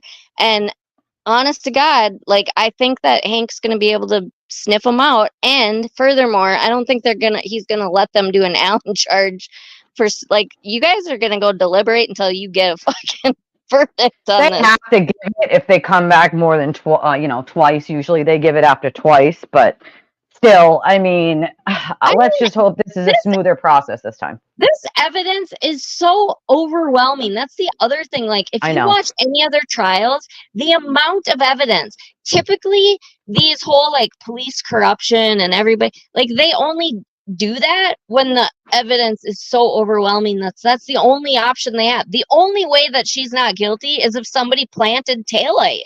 If they didn't plant taillight, her vehicle made contact with John. Like, that's the freaking long and short of it. That's it. Like, there's, like, the fact that we're still here and spending millions of dollars on this trial for some dumb entitled bitch to get away with murder and have all of these enablers is mind-boggling to me. Not even that, but all of them need to be charged, in my opinion. There are plenty of people that are in this thing who have ran all the cyber harassment, and they all need to be charged, all of them. I really want Hank. I'm hoping Hank's got that coming. I hope after he locks her ass up, I hope he goes after the Melanie Littles and the fucking Glares and the Bryans and the Young Jerks and all these, and the Nurse Kim and the fucking. I want him also going after the people that are doing these cyber stalking and constantly. Listen, I have people that constantly tag me that I have blocked. That I'm like, dude, if you have that much time to tag me every single day and try to trash me every single day, like, you need a life, okay? You need a life. You're blocked. That's called unwanted contact. Okay, it's cyber stalking. It's criminal harassment. It's cyber stalking. Like, what he needs to go after some of these people, but some of these civil lawsuits are going to be effing hilarious, and I'm going to watch as their bank accounts and assets get drained. I mean, I want to help you guys too. Like, as far as if you guys are going to do any kind of legal, like, I would love to help, because I can't believe how criminal friendly your state is. Like, I watched Turtle Boy get away with this shit, and I'm like, he's still talking about, like, when I watched his show the other night, like, I didn't watch a lot of it, but the 15 minutes I watched, he was talking about, like, he's going to be covering it. He was talking about it as if nothing was going to change for him. And I'm just like, I don't understand how you think, in what reality you're in, that you're not like that. You think Hank isn't going to lock your ass up if you fucking violate for that. 100%. Yep. Like, Hank isn't here to play, bitch. Like, you fuck with Hank, we're gonna find out. Like, he will throw your ass in jail. This isn't Cosgrove and this isn't Mello. Do I wish that Hank was a special prosecutor on his case? Because I'm going to tell you right now, he wouldn't have gotten away with half the shit he's been getting away with. That's for sure.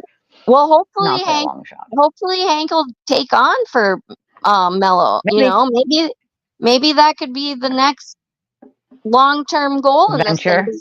I really think he needs to dismantle this whole entire thing from the top down, because this is the other reason why all these attorneys piss me off, because I'm like, you're literally trying to dismantle the American justice system. You are trying to help the biggest fraud on the American literally in history, in the world, in history, is happening. And you're trying to assist them in dismantling American jurisprudence with your bullshit that you're doing for clicks and likes and views and all this selfish reasons.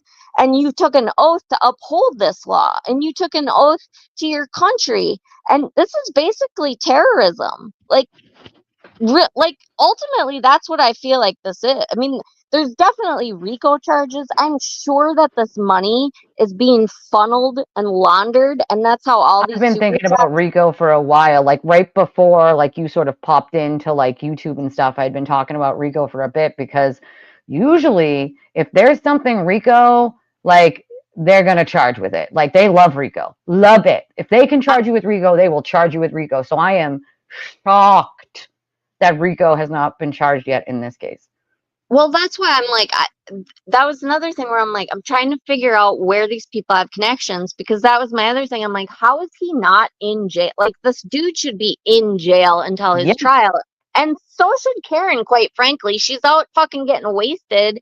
And I thought that I had heard or read somewhere in the court documents that was part of her parole was, or her, like, bail condition was that she wasn't supposed to drink. And she's out, like, with her No, attorneys getting they ended up wasted. taking that part off of it without the drug testing and stuff. That they argued they didn't think it was necessary, but I do think it should have been necessary. I mean, she was drinking and driving. Most people that have anything to do with drinking and driving do have something like that, where it's drug testing or alcohol testing or whatever. Like, and I do think that that should have happened in her case, and it didn't. And again, I have to think that the justice system didn't do it because she was rich, white. I don't know, because anybody else that would have happened to would have absolutely, the judge would have said, yes, that has to be on there. I do it for everybody else. In that situation, you have to have it But too. Like, but the same with Aiden. I'm sorry, this fucker is still out there doing the agreed. same shit, and he is not in jail. Like, Yep. and then I watched Jill Daniels go before the court. Like, I only watched that one day. I didn't follow that through. I don't know if it was aired anymore. But the way that that judge treated her, both her and her attorney, were shit on by that judge right in Yeah, front of all the world to see. And I was like, what is happening? There I know. has to be this person, because the way that he acts and talks with impunity, I'm like, there's no way that this guy cannot be protected. There's no, like, there. I don't understand how he's not in fucking jail. Like, You know, a he's lot got of us don't 19 understand that. felony charges, and then he picks up another one, and he still doesn't go. Like, oh my I god! think And then it's that very speech the clear judge to made. Oh, us that live here that like someone's helping him and that there's some shady shit going on when it comes to that, because if he was anyone else, he would be in prison. There's a connection happening somewhere, and I've been digging for it for a while, but I will fucking find it. I don't give a shit. Like, bottom line. yeah. Um, Well, I Also, just I want have to to say, read this because this is so super nice. They don't want me to read their name, so I will not. But the message is the same, so I will read the message because I'm touched by it. So this was a donation that just came in, and shockingly, it was $100, which is wow. quite generous. I appreciate that very much. But I think you guys are gonna like this message. It says, "I'm free Karen Reed, but today is the first day I've listened only to the other side. I think both sides have holes. There's no denying the investigation leaves a lot to be desired, but I'm seeing a lot of the show media representation lately. Like, I agree with John in a way, but I think the new attorney is a way around the gag order. They want people to see her and think, see, the last jury was on our side. The court Yeah. system won't tell you. I give to every live stream I watch typically, but others today was just chat tearing down everyone. I hadn't heard about y'all's treatments until your chat, so it's interesting to process. Definitely going to have to think and revisit stuff." I think that was a really nice message. I appreciate That's it. Thank you so much. very, very, very, very nice. And I'm proud of whoever you are, that person, you anonymous person. Keep Me going. too. And if you don't mind a lot of F bombs, you can check out my channel, because I lay, Yeah. I lay a lot of shit down for you. And I'm really blunt, and I tell it like it is. And, like, I'm really pissed at a lot of people, because the way that these, I mean, even T squared here, TT, and like all of the people in the chat. I mean, people that aren't even connected to the victim, that have literally just been trying to support the victim's family, friends, community, and loved ones, have been terrorized. Now, add Tortured. that to the actual victim's family, friend. Like, just imagine if you were innocent. This is one thing that I often like to make people think. If you were innocent and you were charged with killing your man, and you watched his community rise up and call his mom a cunt and call his brother every name you can think of and rip down 17-year-old children and rip them down because his basically his children wanted to testify. They wanted to have their say because somebody stole their Funko from them. But then these asshole people are gonna like condemn his family and blame his family because they're saying that they're making. I don't know if you've ever been a teenager, but no adult could make me do shit when I was a teenager. Nobody's making No, me neither. those Not as a teenager. testify. No, I was difficult. I was like, wanted you're not going to tell me shit. Yeah. We So actually, funny imagine- enough, Jack, we had a couple free Karen Read in here today. There was a couple. There wasn't just one. There was a couple. And imagine what you would do, because I would think, I put myself in that position. And even from the early rumors of Peggy gave Karen a side eye and Karen felt so intimidated that she had to run away. That was the first line that I heard. And I'm like, are you kidding me? If my boyfriend or husband of 2 years had died and his mom was feeling fucking angry and pissed and maybe she did suspect me, I would stand in my own truth. And guess what I would be? I would be her punching bag because that woman needs to grieve. And part of that grieving process is anger. And if people need to be able to be pissed when they lose somebody they love. So you know what I'm going to do? I'm going to be that punching bag for her. And you know what else I'm going to do? I'm going to not let anybody fucking hurt his family any more than the loss that they're already feeling from his death.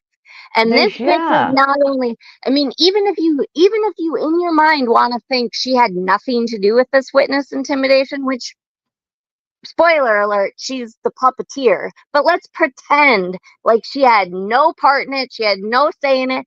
You're telling me that you wouldn't rise up and on your courthouse steps when you're having one of your little symposiums up there, you're not going to say, thank you all for all of your support. I ask you, please, love on me, support me.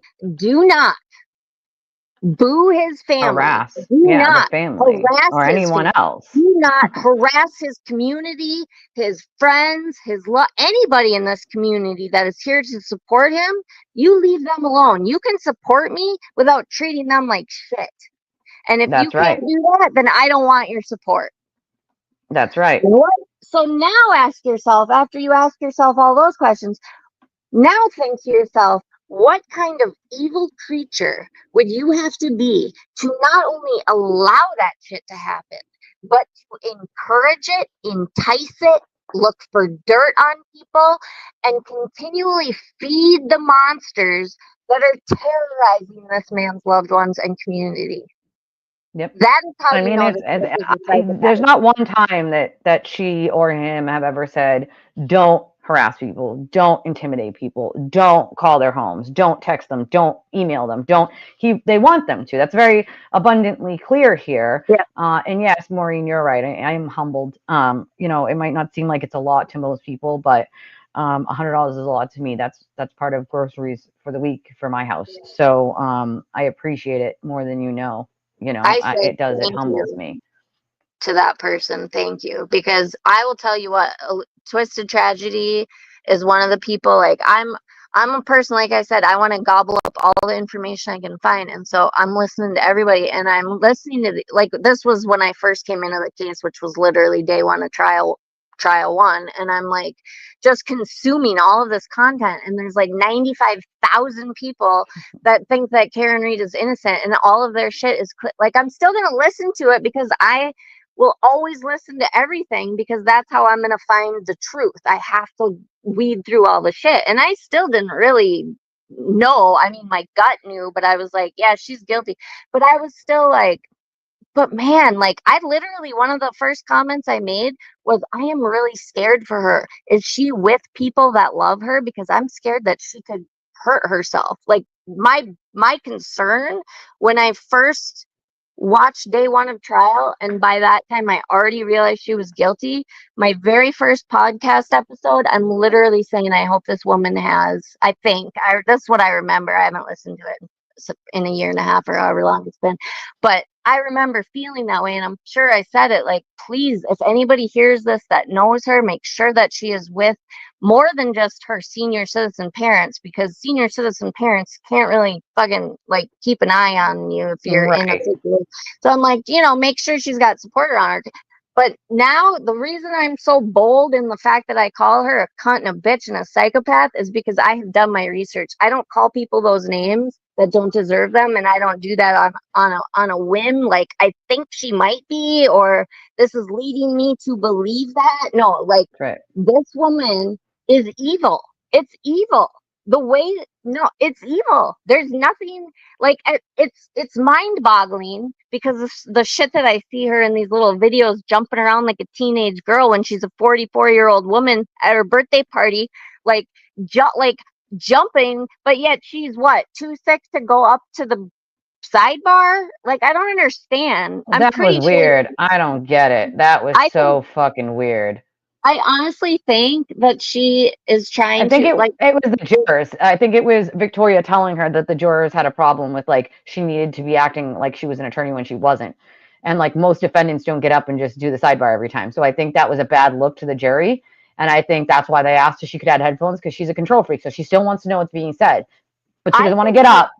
I think that she's got earbuds in and she's listening to Melanie Little. Did you see my clip I It's posted possible. about that? Not Like yet. she No. like Melanie Little, this was a few weeks ago, and I was like, what the fuck did that bitch just say? She was like, she was watching Hank. Oh, it was the day that Hank went through all the evidence of the fact that her taillight was busted. Like, Oh yeah. we don't Yep. need 700 hours of Sally Port video because No. here's this, and you like laid it out. That was And so good. yeah, and Melanie's still like, so that's why I like going to her channel when like shocking shit, because I'm like, oh really, Batch, how are you gonna handle this? And it just, Right. I'm like, are you kidding me? Like you just ignore it. They just ignore it as if it really didn't even happen, right? Like, oh yeah, whatever. That's Yep. it. Yeah, so it was cracked. So yeah, that was their story. Oh yeah, she said that. Yeah, she said that one of her 50,000 iterations of her story. Like you're out of your freaking mind. But I think because Melanie Little, it's just a short little clip. I think I posted it on X too, and she said she thought because some AI thing came up when he was showing the Sally Port video. Like I don't know if Yeah. there's some editing thing. It was like an ad that popped up, and she was like, "Oh my god, they're editing these photos with AI." And she went on this tangent. She's like, "Is anybody? I hope somebody in the courtroom is hearing me. Probably not though, because we're behind." I'm like, "What the fuck? Like, what do you Nobody's mean?" listening to you, bro. Like, what do you mean? Like, But that's what I I'm would hope they're not saying. listening to me while they're in the courtroom. I think that they do because they've got like Nick and Jenna Rocco and all these different people that go in there. They probably have earbuds and listening to these various attorneys, and then at a time that they can get a message to the either Karen or all these other little minions in the courtroom. They're listening to all this commentary, and then they're getting that information to the lawyers and shit. Like I, honest to God, so I was like, she cannot have an earbud. I mean, That's I one do rule. too, but usually it's like, they're probably not, if it's during like, court, they're probably not going to see it until after court, but I mean, No, but they could have an whatever. earbud in. They could have an earbud They in. could Totally. definitely, I mean, I wouldn't put it past them, I would I'm not. convinced. Like, I But would not put it past them, not even a little bit, Yeah, but Maureen's right. She's a control freak. She is. And I find it funny. Angela said it's the only bar, the sidebar, Karen refused to walk to. Fact, it is. Fact. She walked to yeah, any other goddamn bar, And yes, sunken grave puts out a good point. Can't wait to see the new chip off data, which may establish if she went back to the scene of the crime and then messaged, "Is that you, John?" I time mean, and place. Hank literally said time and place. I mean, how much more bulletproof can you get? If they have that data of like, here she was at 12:32, her car did this, then she did this, and then at 5 o'clock, she went back to 34 Fairview and she was there for 5 minutes and she shut off her headlights. And like this is so much freaking evidence. It is more evidence than I've ever seen in a yep. trial, literally, Yeah, because there's a lot of most evidence people here. with this much evidence against them don't take it to trial because it's a loser. But see, and just if in case there are FKRs listening, know this because there are FKRs that don't think that this ever happened. She was offered a plea deal, right? At least Yep. in the beginning, Yeah. wasn't she offered Yep. like 18 months on a manslaughter Yep. charge? She would have been out in a Yeah. year. It would have been over, done with. She would have had a whole rest of her life. People would not be terrorized. All of this, like, this would have That's been right. done and over with. But she's such an entitled, narcissistic psychopath with borderline personality traits that she cannot take accountability for her actions, that she has to incite this terror on your whole community, on the country, really, as a It's whole. I mean, absurdity is what it is. It's nuts, dude. It's absolutely nuts. Like, people have lost relationships, employment, their livelihood. Like, it's insanity because some she shit that I've can't never take seen before. That's responsibility. for sure. It's insane. Oh, the RICO stuff, just real quick. What I think is happening is that they have these people that are hired guns, like Olivia or whatever, her PR, Yep. that sit and do that shit all day. And I think that they have all these fake accounts, and the money that they're raising, they're funneling back to the creators. This is how I think that they're paying the creators so that there's no actual paper trail. They're paying Yep. the creators with the money that they're raising from their supporters, and then they're taking money out of that Venmo or that whatever She's kind got of fund, Venmo, Cash App, and PayPal. Yeah. the defense fund, supposedly, that they don't use because nobody's Mm-hmm. getting paid, supposedly. So, and then they're paying all these like Melanie Littles of the world with super chats, and that's the whole like monetary fraud. And Nick and Jenna Rocco should be charged with racketeering themselves. And I just heard, I think it was on Kate's last video, that she said that there was like text messages between somebody and Jenna, and she was saying that the lawyer that her and Nick consulted with told them that they could get charged with racketeering, and she didn't seem that concerned about it. Like, she was like, yeah. What the fuck? If I was doing something and I went to an attorney to seek advice and they told me I could get charged with racketeering, and I'm just like casually texting about it with somebody, like, that tells you a little bit about that person's personality. I don't understand that. And that's the other thing, like, Vinny's blind to that shit. Like, Vinny, for some reason, sure seems like he thinks Nick Rocco is like his long lost son or something, It's and he could do crazy. no wrong. He cuts And off everybody else in favor yeah, of allowing Nick Rocco to speak twice over there once, and then doesn't even and let he's them a finish. Like, criminal. And Vinny's a prosecutor. Don't forget, guys, Vinny Politan is a prosecutor.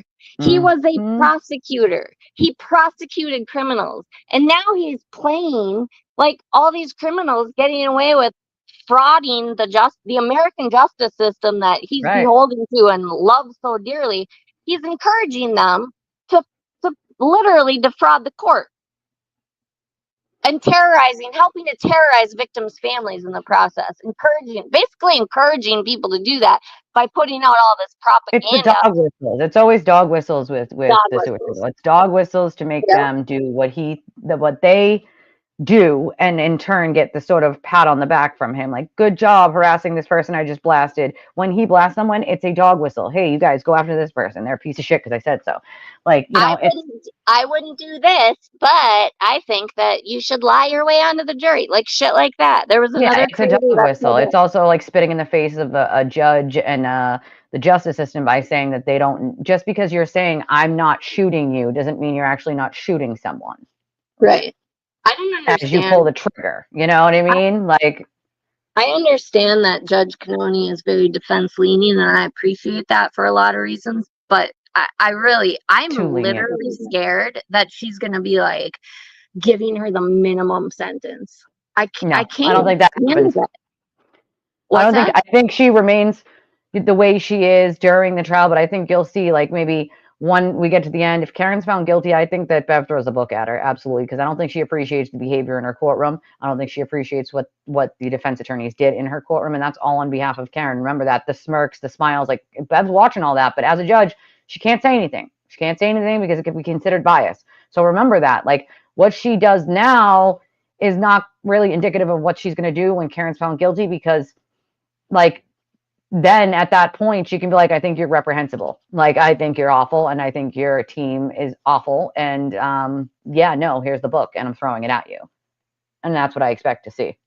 I do too, but the woman, the fact that she's just like, so I found that you lied to me over and over and over again, and I am Yeah, not going to allow that anymore. And literally, the next just time allows it. AJ Yeah, gets up, he's lying to her, and I she know. literally lets him. She doesn't even cut him off. She lets him do it. Like, That's something. I think I'm she like, needs to start cutting him off. Like that. That will give him like an inkling that like you're not playing that game anymore. But when you just let him continue on, him and Alessi and all of them, like you're letting them know that you are going to still deal with it. That's half of the problem. But the I think she's one. worried about them trying to drag the trial out or trying to stop it for any appealable reason, whether it's using the judge's bias or whatever. So I think she's just being very, very careful that this trial starts without delay. Well, the one thing that I hold on to hope for with that shit is that she's just giving them more and more rope to continue to hang themselves Yeah. with, so that, because I feel like they're like Turtle Boy now. Because I was the same, like, I still feel twangs of empathy for these psychopaths, where I'm like, oh my god, like reality's gonna hit them, and he's gonna be I really. feel bad for some of them, not the ones that have done the harassment, but I feel bad for some of the people that have No, just been duped into believing that this is an innocent person that's being sent to jail and they have this empathy and sympathy that this could happen to them and this is oh totally yeah, yeah. awful. No, I have total empathy for those people, but I still have twangs of empathy for literally for Turtle Boy and Karen when I I do see not. like an expression on their face. I Like, have that's nothing. how empathetic I am. Like, I literally want to punch you in the face and tackle you to the ground and like Right. just beat the living shit out of both of you. But I None. still feel empathy for them. It's crazy. They got But nothing for me, and I think at this point it's well deserved. Why I don't have any empathy for either one of them. I have no sympathy, no empathy, no nothing. You have tortured my friends. You yeah, have I tried mean, to torture they deserve me. everything that they get. Don't get me wrong. You Like, I want deserve. to see them I don't punished. feel bad, not even a little bit, because they knew exactly what they were doing, and they don't give a shit. They don't care who they hurt. They don't care whose life they destroy. They don't give a rat's ass as long as they can try to squeal and squiggle their way out of it. Like, Well, and that's why I feel like these attorneys have to be, because they're just, it's like, are you that far in? Like, you just know that you're going to be disbarred and hopefully thrown in. I mean, they literally should be put in prison.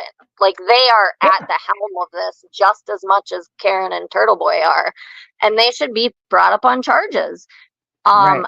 definitely lose their licenses, but they should go to prison. They should get charged with RICO. They should get charged with conspiracy. They are part of I this agree. fraud, and you bet your ass Alan Jackson is in up at the front of this whole money laundering bullshit. So, like, you talk about RICO, like, there's your main man right there. True But that.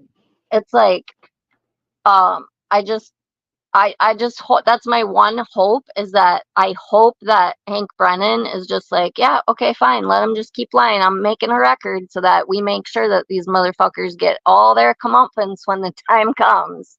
I think that's exactly kind of what's going on, and all we can really do is hope that like it ends the way it's supposed to. I agree in a way with Sunken Grave, where it's like, he thinks that maybe there's a mistrial because not because of the evidence, because it's in abundance, but because of the social media poisoning of the jury pool. And that has definitely happened in this case. I can just only hope that Hank is doing his best to make sure that there is no other people like that on the jury. Oh, you're making it in right in the last minute, potlucks. I'm about to wrap this up. 4 jurors that we know of, 4, 2 yesterday, 2 today, and to be seen if there's any more for the rest of the day, because they're Do still you in there. know? So I know you have to go, and maybe, but let me ask you this, and then if you need to tell me tomorrow or some other day. But I just want to know what Hank is a lot like. How are they vetting? Do you know how they're vetting? Like, are they able, like, how do you get into somebody's social media if their name is Sunny Spirit on social media, but that's not well, their that's government the name? thing. You do the best you can, right? Like, but the problem is none of these people can ever keep their mouths shut. So Yeah, someone is going to know that that account is them, right? yeah. So it's like 9 out of 10 times, like they get told on is what happens. Like I mean, they can be dismissed during trial, like if they're found out, like, and Oh yeah, yeah. so And like, they should be charged. I literally think that freaking I think Victoria every single George one of should be. them should be charged with perjury. Yeah, perjury, and yeah, I don't know what else, but like, they're lying to the court, so that's contempt. But I do not know the exact time that Karen got to Jen's that morning. I'd have to look. It was before 6. It was like 5 something. I'd have to go and look. I couldn't tell you right this very second what the exact time was, but we do Yeah, I know think it was public that right 4 around 4. jurors, 4 have been picked thus far. So yeah, around like Aurora's probably somewhere around like 5:30 ish. Like and it I doesn't think, have any relevance in the evidential case in chief when it comes to Proctor. We know like the texts, vulgar, sure, you don't like them, wonderful, but that does not negate the taillight, the car data, John's phone data, like all of the witnesses. Like you have plenty of other evidence outside of anything Proctor ever even touched. and I'm sorry, but he fucking saw a text where Karen admitted to knowing that she hit him, and he called her a cunt. Like, I'm sorry, if I kill somebody, I think that I deserve to be called a cunt. Like, I think that's pretty fair. So, like, seriously, people, Pretty fair. It's pretty clutch fair. your fucking pearls on somebody. Like, seriously, you have corruption in Sandra Birchmore. Some crazy ass shit went on over there. Why don't y'all go actually support Sandra Birchmore's family, friends, and loved ones and do some good with actual fucked Because up they won't. corruption? What they'll do is they'll jump from this case to Sandra's. I've done Sandra's case twice because I believe that she deserves justice. Her unborn baby deserves justice, and whatever family she has left, which is not much, but her friends as well deserve justice. And they won't. They'll just jump from Karen's case over to Sandra's case as if it's a hullabaloo, and they will make a circus out of that. Because when there's nothing left here and this is done, and they're waiting on appeals for years, they've got to jump somewhere else. I don't think they'll go to Sandra's because there's no money behind that. They're doing this for selfish reasons. It will be when this reasons. one's over. You know what I'm saying? Like once they don't have this anymore, the money has to go somewhere, and it's going to go wherever those people go. And where those people go, I'm assuming, are going to be the next thing that they think is corrupt. But my problem with that is I don't think that they're actually like that's their cover story. They're not actually there for justice for anybody. They're there to make money and to get notoriety, power politics. And here's the thing: if they were there for justice, why didn't they already use Sandra's case? I've done Sandra's case twice. Why haven't they done it? They have no interest in it, and they never have. Because there's no money behind it. That's what I'm saying. They'll go to another case, but they'll go where the money is. They're not going to go to a case that actually deserves interesting the for me. Like I'm definitely going to do the Idaho 4 one just because like that one definitely interested me.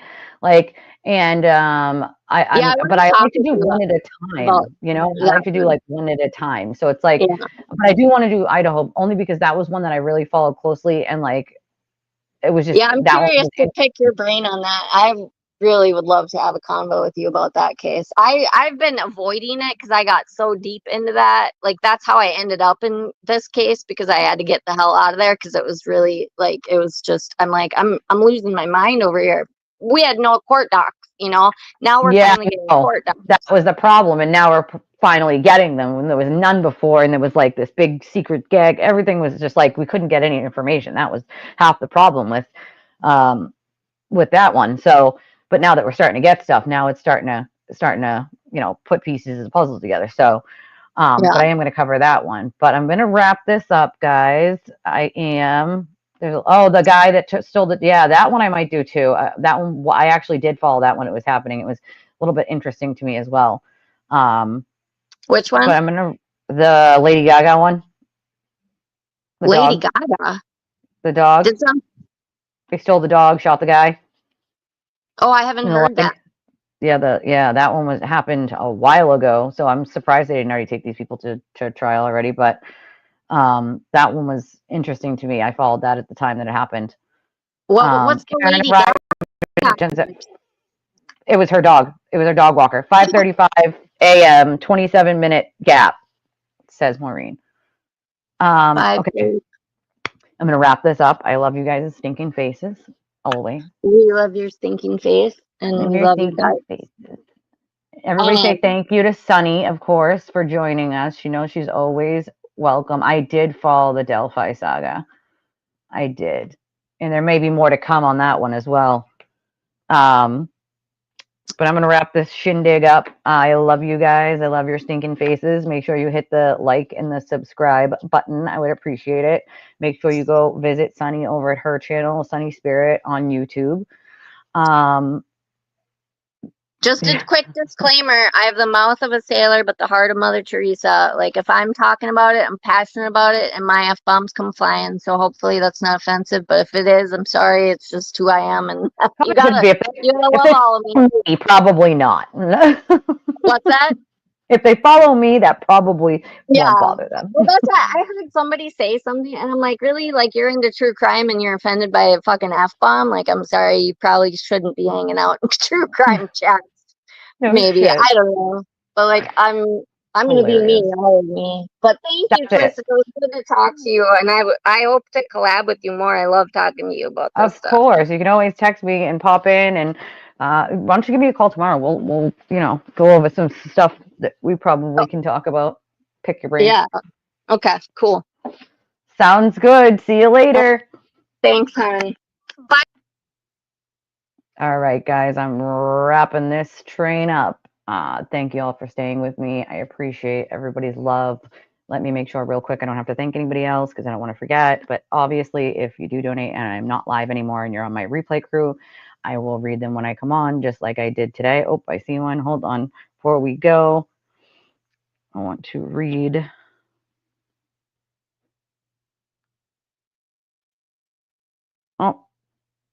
Oh, I might just even cry. I might just even cry.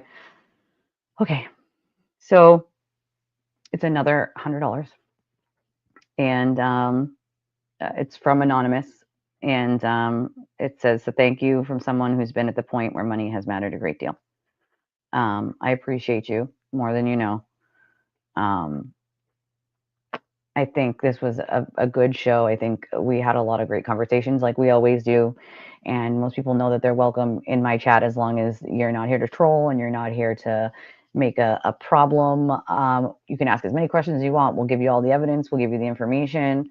And it's great to see people sort of coming from the other side and sort of wanting more information. I think that's amazing and awesome. And I think we should see more of it. I also think we should see more of creators working together, but I also don't have control over that. But everybody always knows that they're welcome to pop on my show anytime they want. I have open invites over here. So, thank you so much. I appreciate all of you guys, and I will see you on the next one. Bye. If I can ever get the button. Bye.